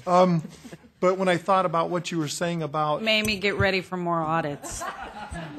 Yeah, I know Mamie always does it correctly, sorry. Actually, we needed Mick here 6 months ago, not... Yeah, sorry. But I think really getting all this data for a layperson would really be helpful, and you'd have a case study that would give you a nice picture. I just wonder how much people are going to be really honest with us in going through this process. Really. I would like to think, and I think that, I hope, and I do think that most school districts are honest and do fill it out correctly. I can't speak for everybody, but I do want to say that I think that, for the most part, I think that we do believe that school districts are filling this out correctly and honestly. Just wanted to make... John? Yeah, I've heard a few comments about, comparing the differences of what was planned versus what was actually built. And I would just caution that, there are actually some districts and planners that, accurately plan from the beginning given the budget. So making that comparison isn't really a fair one, just because you've, in some cases, either not been aware of or not been able to, have the clear connection with your budget and your scope. You're going to have wildly different things come out of that. So I wouldn't use that as a real comparison of grant adequacy, just because you've had to make a lot of adjustments from your initial plans to what you finally built. That could just mean poor planning or poor reconciliation from the beginning. And just as a way to remember, it's not about us and our expertise, it's about the state allocation board. So we might know something, the board does not. Remember, we are getting 4 new board members. They don't have the working knowledge that we do. They don't have the base understanding, per se, of the day-to-day that we do. Some of the board members do, but some of them are coming in as appointees higher level and don't. And so that's part of one of the reasons of, well, may not spend a lot of time, but if we're already calling the districts and we get the front end and the back end and it's in the same conversation, now how we analyze that data and use it, that's where we can come back and shortcome it and say, we didn't get much, so we're just going straight here. But why, if the board all of a sudden wants it, we go to the board. Why did we waste staff's time instead of just getting it in one fell swoop when they talk to the district? Then we can determine how we use the data, but why not have more data and then determine where we want to go and how we want to get there. Rob? I'm with Mick, other than I do tell the truth on my PIWs one. I think what Lee is saying, Sean is saying, what staff is actually saying, I think it's all very important, and I think it all needs to be told. But you can't put any more importance on whether or not a district had to change its scope from the application for funding stage to completion. You could have an architect who's designed multiple financial hardship projects, and it might be their 20th time, and they've perfected it, they know the budget, lo and behold, the bids actually come in on budget, or the bid climate could just freak out on us, and they have to make changes. So I would hate to see that as the indicator of whether or not grant adequacy is in place for financial hardship districts. It's an important piece, but you got to tell the whole story. But that's why it's wanting to tell the whole story. Leaving that information out may leave out a piece of the story that could fit somewhere else, not grant adequacy. But if we can tell more than one story out of the data, why not have all the data and then decide, based on the data, how we're going to use that data to tell the story? I just need to be clear, depending on the project, the team, that could be very relevant or completely irrelevant, depending. So I want to go to public comment because our hour is getting short. So public comment, come on up. Members, hold on and.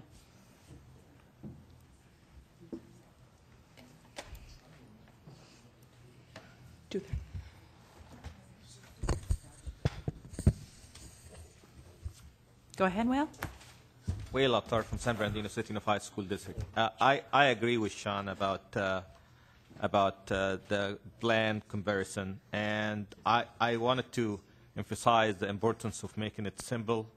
I did hear about contacting architects and who's really going to be paying the architects for this extra services. So maybe you need to keep that in mind when we start talking about adding more more services Architects to should do be so. giving the information to us without charging districts anything. So in any case, few things that I don't see that are, I'll let the architects actually address that answer. But They can address that with me. okay, few things that I would like to share with you that this is how actually we design schools that are in hardship.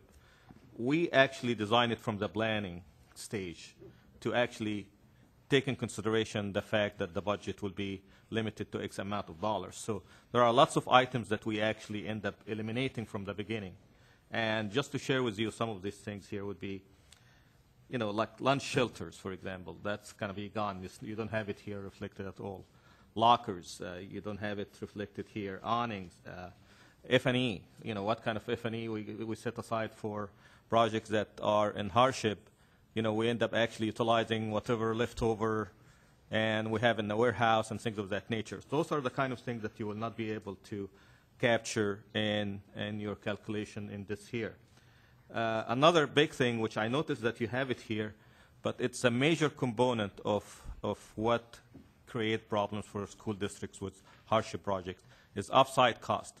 Because offsite cost is supposed to be basically equal to what the district is supposed to be required to do by the local municipality. But when you go to in front of the BVT, there are many items that are not going to be included or considered to be ineligible. I'll give you a good example would be the storm drain size, pipe size. OPSC has a specific number regardless of regardless of that. You're going to have to build it, upgrade it, and, but what they're going to give you will be only what they allow.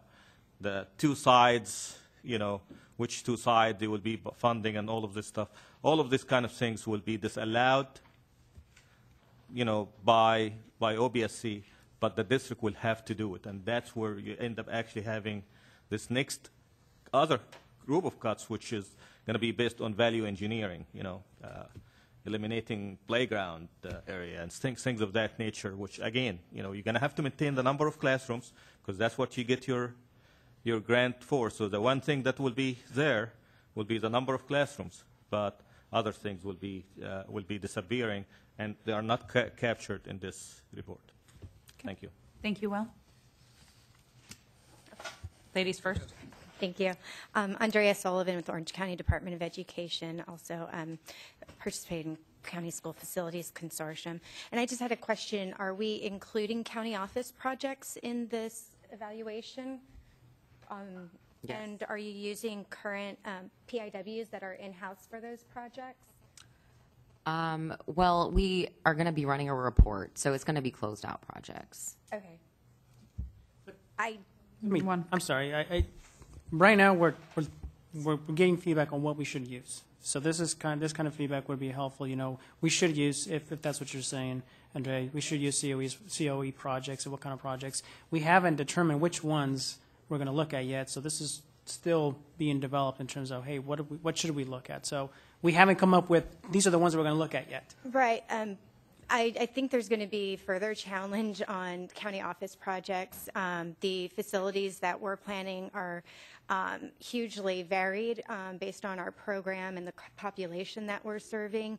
And I don't think you can do a relevant comparison for the type of facilities that we might be building. And there's a whole backstory that goes back to, we started planning this 10 years ago, but because our financial hardship, we had to stop because there wasn't funding. We had to remove the second story of a building. We had to cut out a lot of program features. And how do you represent those types of things? And I don't think it's going to be an easy comparison. I like Sean's suggestion. I think that would be helpful. And if you are having those interviews with the districts or the counties on their projects, you definitely need that context, and you might want to pass on some that you would talk to, because it's just not going to be you're not going to be able to come up with the comparative data.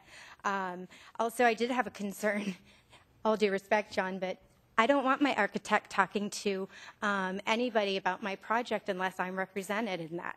So I would be very concerned about just putting my architect's name on the form and say, call them, because we've had 5 different project architects over the term of the of this project. So they don't necessarily have the backstory as well. And so I think it's very important that the owners be represented, and would encourage that highly. So would that be limited, though, then to projects that are closed out, meaning they're done? So talking to the district and then talking to the architect just... I think you should ask the owner if, you know, and you can have a joint conversation, but I don't know that the folks are still around that necessarily have the background to talk about that project. Even though we closed it out, they weren't really involved at the point where there were some, decisions that were made that didn't really have anything to do with the plan. So programmatic things change, the organization restructures. There's a lot of reasons that there may have been change. So I think at the end, if you're asking the question, what didn't get built is more relevant. So that would just be my thoughts on that. Okay, Juan? Just really quick, just to clarify, Andrea. So are you recommending that we not include COEs? I don't want to say definitively. Go ahead, Mike. Maybe I can explain a little bit that when you look at county offices, you're looking at court and community schools. If you look across the state, whether you're in Alpine County or whether you're in Orange County or Los Angeles County, you're going to see court and community schools designed totally differently. A lot in respect to the number of kids you want to have there, the type of violence that's in the area, it goes on and on. Then when you look at special ed, you start looking at what type of programs within our San Joaquin Valley. We can go up and down, and my neighbor at Stanislaus County has a totally different program than my neighbor at Sac County. And yet, so when you start comparing those things, and those of us, all of us who are in hardship, really take a look at it, it's really a design back from how much money you have. And as the gentleman was up here, what are you going to leave out? So comparing community schools with a comprehensive high school, elementary school won't even be close. Never have a comparison level. So what if we limit it to just comparing those type of schools, COEs with COEs, and not a COE with an elementary, a COE with a high school? Community school to community school. I don't... Well, I'll give you an example. In San Joaquin County, our community schools are scattered. We have 30-something of them scattered throughout the entire county. If you go down to Los Angeles, they have huge areas, huge community schools that are totally different just because of geographical availability and need. If you look at us, we're Stockton, the 7th most dangerous city in the United States. We have more gang deaths per capita than any other city in California, including Los Angeles. You go north just a little bit, Sacramento doesn't have that. You go south to Merced, doesn't have it. Our school sites look a heck of a lot different than Merced County, guaranteed. Yeah. So I don't know you're going to get a good look. It's not like comparing in my county East Union High School with Kimball. They look the same. They're both underdeveloped. Sorry. So is it that we should really just take true elementary, middle, high school and kind of leave county out of this? I mean, I hate to say it, but leave county out of this right now? Just keep it simple? Yes. Okay. Good. God, Did you have a brain fart? The AB 127, is it, and I guess help me out, is it just for K-12, or does it include SDC, the adjustment? I forget. I am trying to brain fart right now. Just K-12, but not SDCs? No. I know that. No, SBC was just passed, the methodology and the increase. There was legislation, yet we've not to take it. We haven't taken. The Duchesne bill. Yep, Duchesne bill. Yeah. Andrea, you good? Lyle? Yeah. Thank you, Lyle Smoot, Los Angeles Unified School District. And I want to start right off by saying I agree with everything that Sean said, so make that clear. So I want to just expand on it a little bit. There are things going on here that obviously are going to require a lot of subjective analysis. I mean, Andrea just talked about one of the big issues, how do you deal with counties in a subjective analysis situation, since every county is financial hardship, so it's hard to compare something Not that all. was built that, well, okay, maybe not all, but Fresno will beg to differ. no, that's fine. I mean, that's kind of irrelevant to the point. The point is it's a subjective analysis, and it's going to, I would like to say that I hope this group as a committee is going to have a lot of opportunity to review the analysis itself and the details of the analysis. Mm-hmm. For that reason, there's a couple of issues that come out of it. Number one is this concept that the data is going to be anonymous. You know, the anonymous issue turns into secret, and everybody here tends to not trust the analysis if they can't see the details. So I would ask, I don't know why anyone cares if it's anonymous. So I would ask that it not be anonymous, that we see details, we see the information, and have an opportunity to review it. But now, when you go to that step, you've probably added several months to this analysis. And I understand that. So the last question I have is, are we not going to see a January adjustment again because we're going through a new analysis and a new concept when I think if you look at the last OPSC study, there's information in there that absolutely 100% justified a substantial increase.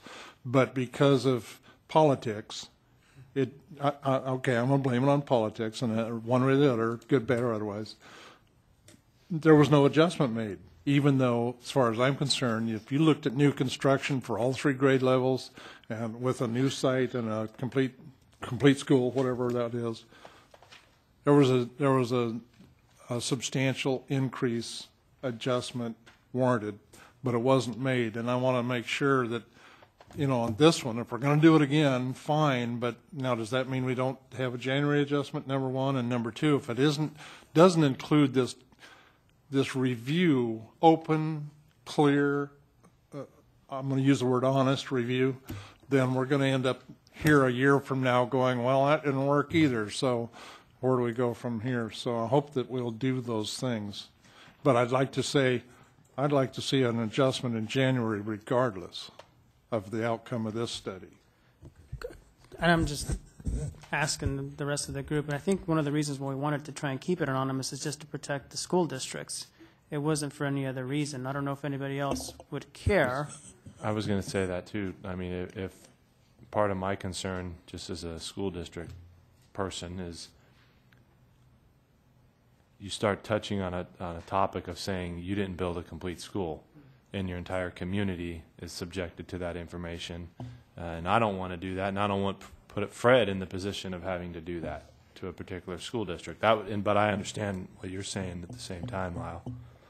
So that was really the main reason, was to try and protect school districts, not trying to hide the data. I think we all understood that. It's just that, and I apologize in advance, but the difference between anonymous and secret is a big step, and you know, that's what worries us all, is that there's going to be secret. I mean, look at the Macias report, that was anonymous and secret and a whole bunch of other nasty things as far as we're concerned, and we just want to make sure that we have the opportunity to review the data.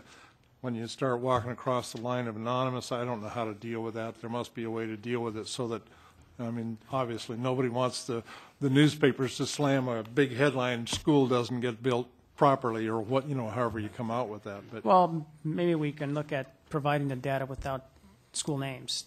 I mean, without naming districts. Maybe that's, sorry, Sean. One of the issues we had with the last one was that when we saw our data, we could recognize where it might have been erroneous or omitted. And so we want to be able to do that. And I'm going to propose that districts be able to opt in to having their data or their name named. LAUSD would say, please put our project names on every single project that you use for this analysis. We want to be able to check. And somebody else that doesn't want it, you know, fine. I'm not trying to check your data anyway. I can take a look at that. Hi, I'm Patty Herrera with the Coalition for Adequate School Housing. I'm having deja vu from about 10 years ago. I am one of those unfortunate souls who have been part of this discussion for the last decade. And I want to bring us back to the AB 127 adjustment, because I think we're going a little beyond what the statute tells us to do. So if you'll just bear with me for a moment. Let me just say that CASH obviously is very concerned and interested in the question of grant adequacy. We certainly would encourage the continued discussion of this, not only relative to new construction, but frankly relative to modernization as well, because we know that the modernization grants are woefully inadequate. That being said, AB 127 and the statutory authority that gives the board the authority to provide an annual grant adjustment of up to 6% is a really succinct, clear statute. And it requires the state allocation board not to look at the issue of grant adequacy. Actually, the term grant adequacy isn't even in that statute. What it does require the state allocation board to do is to conduct an analysis of the costs of new school construction, and then to adjust the per pupil grants, not to look at whether or not we need to go back to square footage funding and whatever, but to adjust the per pupil grants to correspond to the costs that are revealed out of its analysis. And in 2009, the Office of Public School Construction, utilizing the board-adopted PIW, and I know that that's a controversial data collection instrument. We, frankly, CASH, think that it's rife with problems. But nevertheless, the State Allocation Board adopted that tool to comply with AB 127. And the OPSC took what it could from that data that it collected and conducted its cost analysis and presented that analysis to the board in 2009. Ms. Kaplan mentioned earlier that CASH conducted a study, and maybe we ought to look at the data that CASH used to conduct its analysis. That's actually not accurate. And we've done several grant adequacy studies, but that wasn't one of them. And in fact, we didn't conduct a study, a sister study, if you will, to the OPSC analysis. What we did do is we looked at the OPSC analysis, and we identified what we thought was a critical error in the study, with all due respect to the OPSC staff, because that was yeoman's work on the part of staff. But we identified a critical error in the way that the OPSC analysis weighted the information. And I'd be more than happy to go into that if you guys are interested in knowing what that error was. But if you correct for that error, use a different weighting mechanism, frankly, that we think is much more accurate in terms of understanding true construction costs, that OPSC analysis justified well over 6% increase to to all grade levels, elementary, middle, and high school for new construction. Now, I just want to say that CASH actually had some issues with the OPSC methodology. The OPSC study included additions as part of its analysis. We took some issue with that because we just thought, the grant was always, and I understand this is debatable, but the grant was always intended to fund new schools rather than just additions, and some other methodological issues that we took. But nevertheless, the AB 127 statute, again, very succinct, very clear. The board adopted the PIW, albeit flawed. The OPSC took the data that it collected vis-a-vis the board-adopted PIW and conducted its analysis. Correcting for that statistical error that CASH identified, that analysis justifies a 6% increase. And frankly, I think that the discussion that we're having today, albeit very important, and we certainly would encourage the continued discussion of it, does nothing to inform the board of the AB 127 grant adjustment that the statute requires. And this is just kind of going back to, I think, where Sean wants to go, and the comment that Lyle made and the comment that Dennis Dunstan made earlier about not wanting to get bogged down in this question that, frankly, we've been grappling with for 10 years. And moving and advancing this forward and hopefully encouraging the board notwithstanding the political and fiscal terrain that we're in right now, encouraging the board to recognize that there is an existing deficiency in the current grants that's justified by the OPSC analysis that its staff provided in November of 2009. And we're almost 3 years in arrears for this grant adjustment.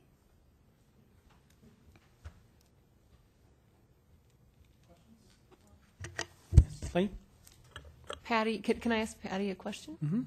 Patty, could you explain for us the statistical error or the error that you saw, and then I guess would Cash be recommending that we do that analysis again, or are you saying use what was already done and do the 6% increase in arrears, or what is Cash suggesting? I'm sorry, Patty, just for background too, this was presented and discussed at the board. The board did have the OPSC report. The board had, and I think it was prior to the meeting, the letter from Cash addressing the errors that Cash were pointing out that were in the report, and the board was hearing those arguments, the report, and they were wrestling with trying to make a decision.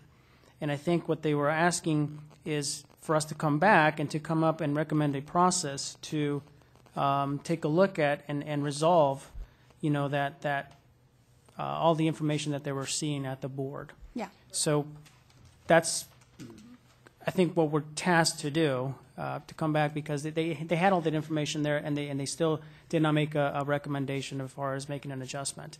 But anyway, I'm sorry. No, and I agree. I actually agree with that historical context one. But I think that one of the recommendations could be to just correct the OPSC analysis. So that, I guess that's what I would posit. The statistical error, or I don't know what you call it, but the error that Cash identified in the analysis was a weighting mechanism that the analysis utilized. And for example, it looked, there are tables within the analysis that talk about elementary, middle, and high, so every grade level, additions, portable and modular construction, and new school sites.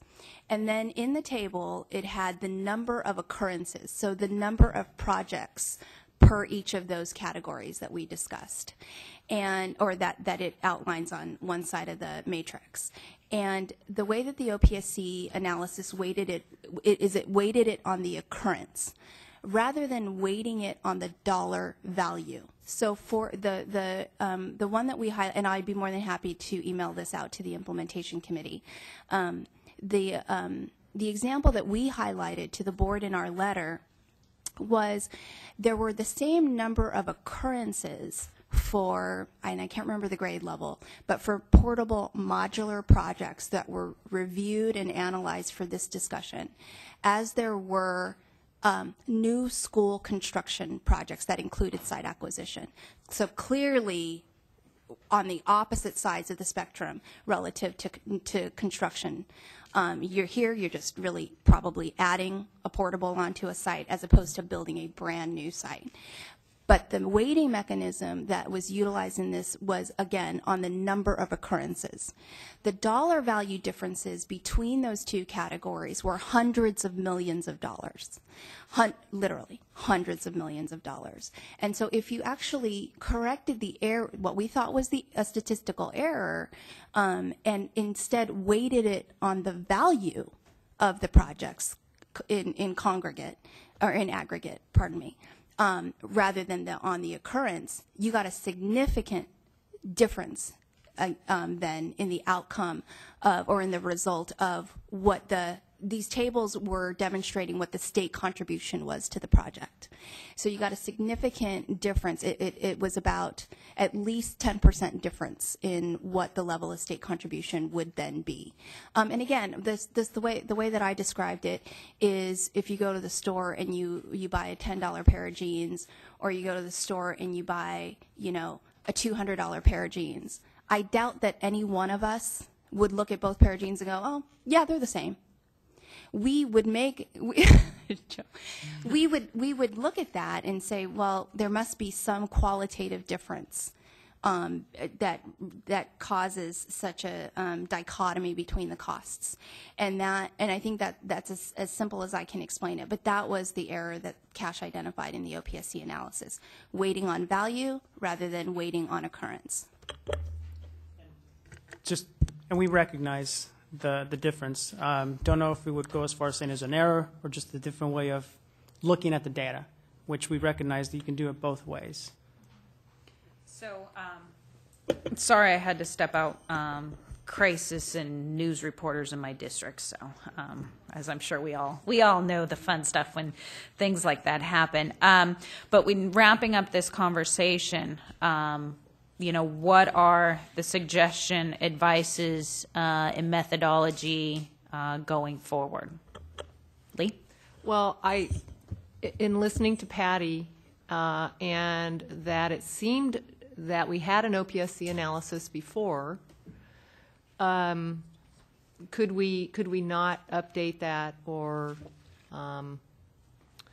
take that, correct the error, which I am calling an error because I think that that's pretty clear on any analysis you would do that if Patty's, which I'm sure she's explaining it the way it was. It seems like that we could look at that. I'm not sure what the context was for why we haven't just sort of brought that forward, or why we're going into a whole bunch of different things. But I'm suggesting that maybe we consider that as well. Okay. Any other final comments, suggestions, methodology, next steps? Rob, then Sean.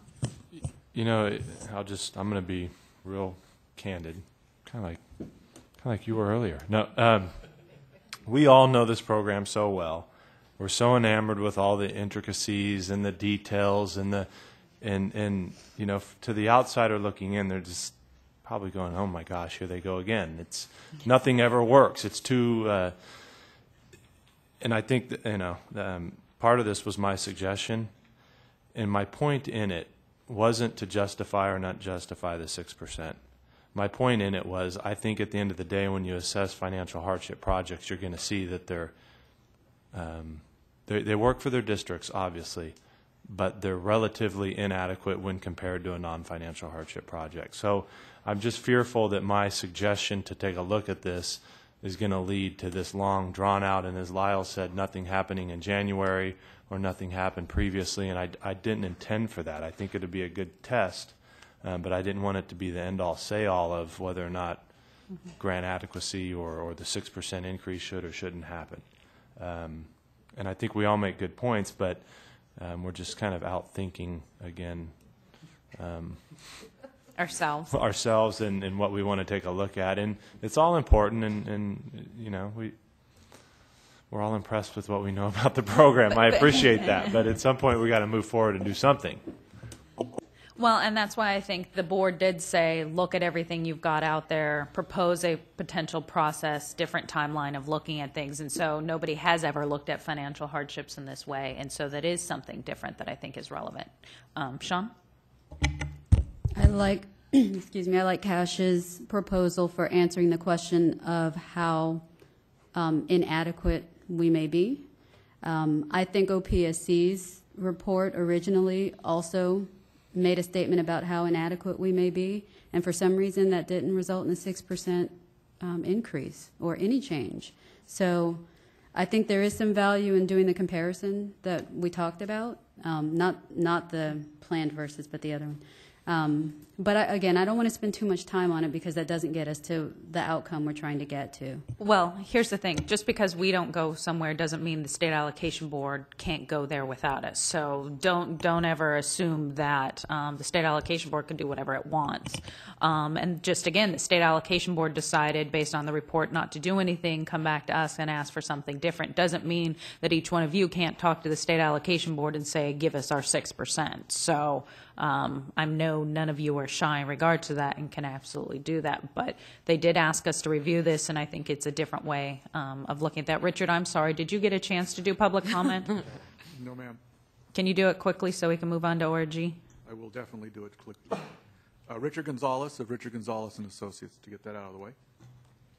I want one point to be pushed again, and Rob Pierce kind of touched on it.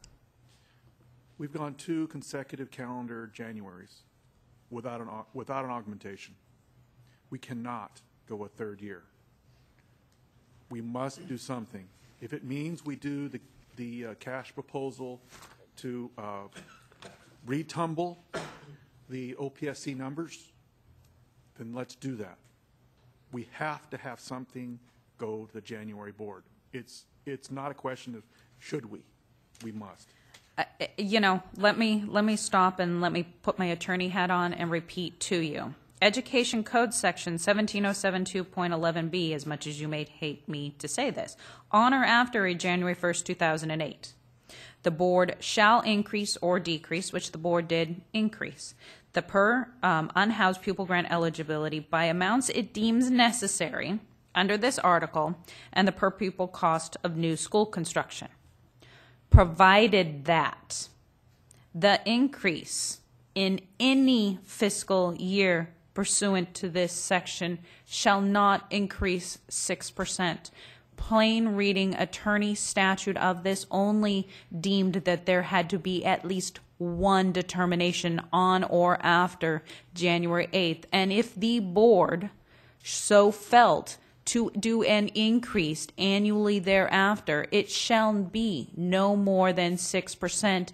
Furthermore, it also mentions decrease. Therefore, the board can annually review and decrease, and there is no minimum amount it can decrease. So be prepared. If you push it in January and the CCI comes out, the board may determine a decrease in per pupil amounts is necessary, nor does there have to be an analysis to say so for the board to make that determination. So I just want to be abundantly clear as an attorney what you guys are stepping into, because there is no way to argue with me in this in the plain reading. It does not say there shall be an annual increase. It just says if the board does such that, and there is an increase, shall be no more than 6%. So just so everybody's on the same page, I just want to read statute because, you know, that's what we're beholden to. And Ms. Kaplan, as an attorney, and if I were to ask you, is there any obligation on the board to actually create any kind of report to make that analysis? No, there is not, as an attorney, an obligation to create that report. Regulation states that they shall try and find a way to do it, you know, a report or objective, but it does not require it per statute. So on the reverse, they have the right to make the decision to increase it without the benefit of a report. Correct. So having all said that, and I totally understand exactly what you said, I am very aware of it, as are all the constituents, I'm sure, in the audience here today. The point being is that the board has to make a decision one way or the other, I think, at the January board. Of course, they have the right to not make a decision because that is who they are, okay? But for our purposes, we want to have them at least say something that either these numbers are going to stand or these numbers are going to go up or they're going to go down. That has not happened for the last 2 years. It's been, we need more information, we need more information. Okay? Number two is that I think that the proposal that the staff's brought forward today covers a lot of nice things to do. And I think, as Ms. Atlow has said, maybe the direction is good, but maybe the answer we want is this other part that could get from here. Okay? The things that it doesn't include in here, and I'd just like to point a couple of items, minor, and I want to get it done quickly. SDC is identified. We could talk about county offices, but there are a lot of school districts that build special ed within their existing facilities. Okay? If you talk about non-severe kids, the issue is not quite so grave. If you start talking about the severe kids, there's no references to therapy, which can be very significant. They're not identified in the core facilities, but toilets are. Okay? It appears, unfortunately, as I've seen over the years, an evolution of what is defined as the process by virtue of mini reports and how they're put together. This would lead me to believe that toilets are minimum essential facilities. They're not minimum essential facilities. They're demanded. If you build a classroom, you have to build a toilet. Or try to get it past Fred and his crew. Okay? You will require to have a certain number of toilets for the certain number of classrooms. They're not minimum essential facilities. They're demanded. I think what is being trying to identified in these core facilities are what are the general core facilities that are generally disposable if you have to make a decision about money. And those are the 4 that are listed here. And therapies. Too many times, the severe handicapped kids have to live and have therapy space within the confines of the existing multipurpose room or some other space within the existing school. So I want to touch on those points. Lastly, when you start talking about additional grants, finding out that number from the board action item is not a problem. Trying to get it from the expenditures and closeout documents is impossible. Thank you. Thanks, Richard. So, in final wrap up, because we do need to get to public comment with ORG, and then I do have a subcommittee meeting that is starting. So, very quickly, Joe. I was quiet the whole time listening because I've never been involved in facility hardship. But let's assume that this is clearly just what Rob was asking it to be. I think when OPSC takes a look at the projects being built, that the PIW is relatively worthless. And the reason I say that is we try to build schools with materials and equipment and things like that that are, we hate to use the term these days, but bulletproof, you know, things that are going to last. And sometimes, in thinking about what Whale was talking about with lunch shelters and things like that, you can get a lot different quality at a lot lower price. And unless you go out there or you're a property appraisal person, you're not going to get an apples-to-apples comparison. And I'll just real quickly say this. You can have a gym with a maple floor or a compressed beechwood floor. And I can tell you right now, the compressed beechwood floor in 20 years, you're going to be replacing it. The maple floor is going to last 75. And that's just one example. I mean, it goes on and on. So somehow, you know, the PIW is good, I guess, for whatever purposes you use it for. But it's in this scenario, I don't see it as being that valuable. That's all. Know that this conversation is going to continue next month. It's not over, but in the meantime, you guys do need to get to us, you know, your thoughts. I would appreciate homework, you know, feedback, continue this discussion, thoughts, get to me via email. I do want to switch over and just finish up. Whale and others, you had comments in regards to ORG that I asked that you write down. So let's, yeah, Lee. This is just a request for information. For us to do our homework for the November meeting, and it's getting awfully close to January, and we have holidays and everything, can we get the OPSC analysis, the old one that has been discussed here, with Cash's comments, all that information so that we can see? Guess what? There's links. There's links attached to Is this, it? and it's Yeah. online, so you can Okay. actually find the additional resources. Okay. And this was given where the report is and Cash comments, so they're both on this. So we could study that. So and- when and I come send back. you this, go into the additional resources, and it has all the grant studies that you'll need. Could you say specifically which one that is so that everybody knows which one we're talking about? Absolutely. We are going to be, it's the new construction grant adjustment report from the OPSC, November 2009. And then under it is going to be the comment on OPSC from the Coalition of Adequate School Housing, January 2010. Okay, thank you. So you can get those. All right, comments on ORG. Well, you've been waiting. Thank you. Will Attar from San Bernardino City Unified School District. Quickly here, I wanted to share with you that ORG program is a great program for us, and we have been utilizing this program, for the last couple of years, in the same way that Santa Ana Unified you've been utilizing it, which basically because the way it was structured, or it is structured, is that you have eligibility as 175% and or more, and then you only can reduce it to 150% for these eligible sites.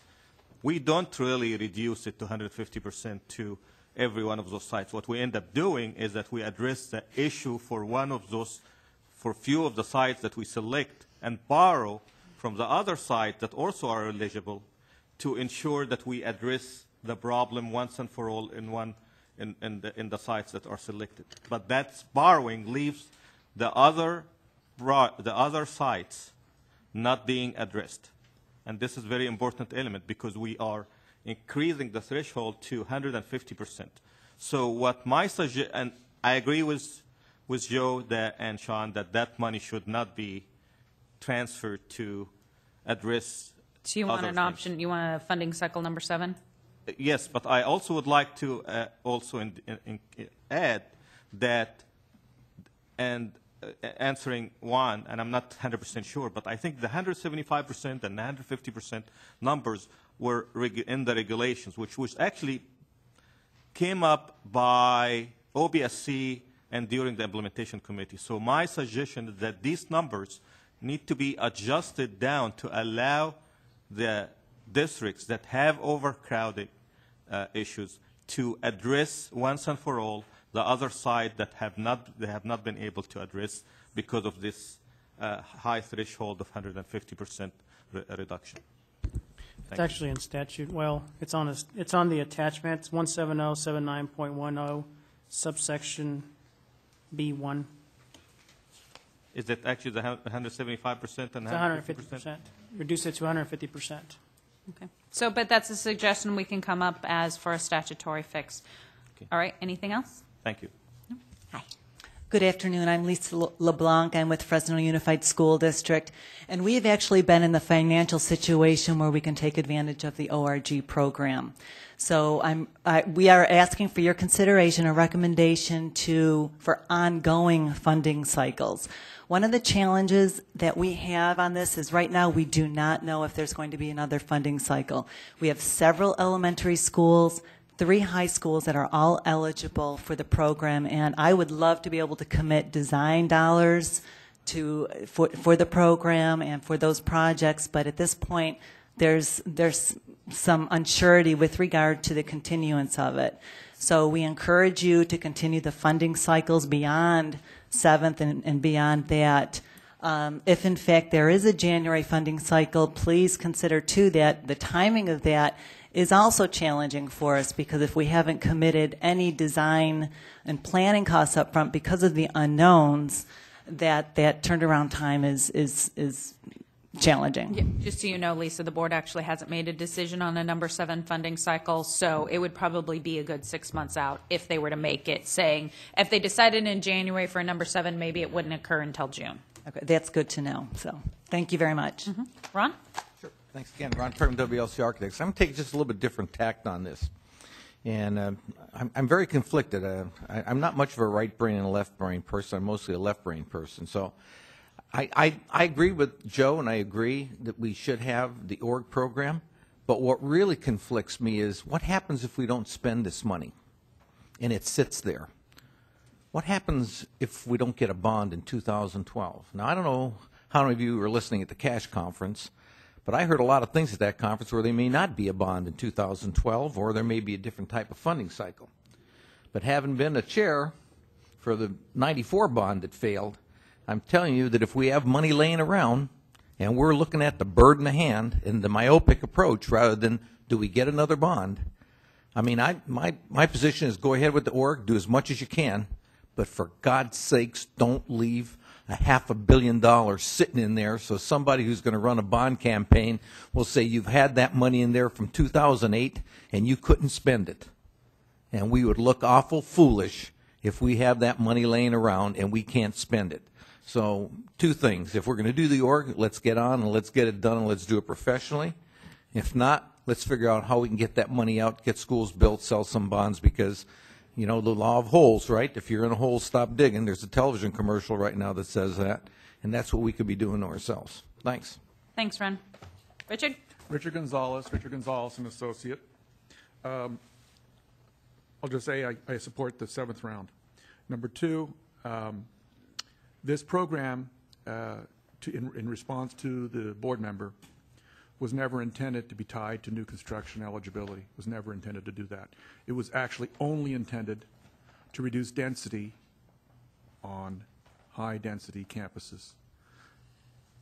The idea of having an empty campus in a school district and one that is overcrowded at another location within the same school district, it may not be feasible or reasonable to move the overcrowded kids to this other campus. What if they're on the opposite ends of the district?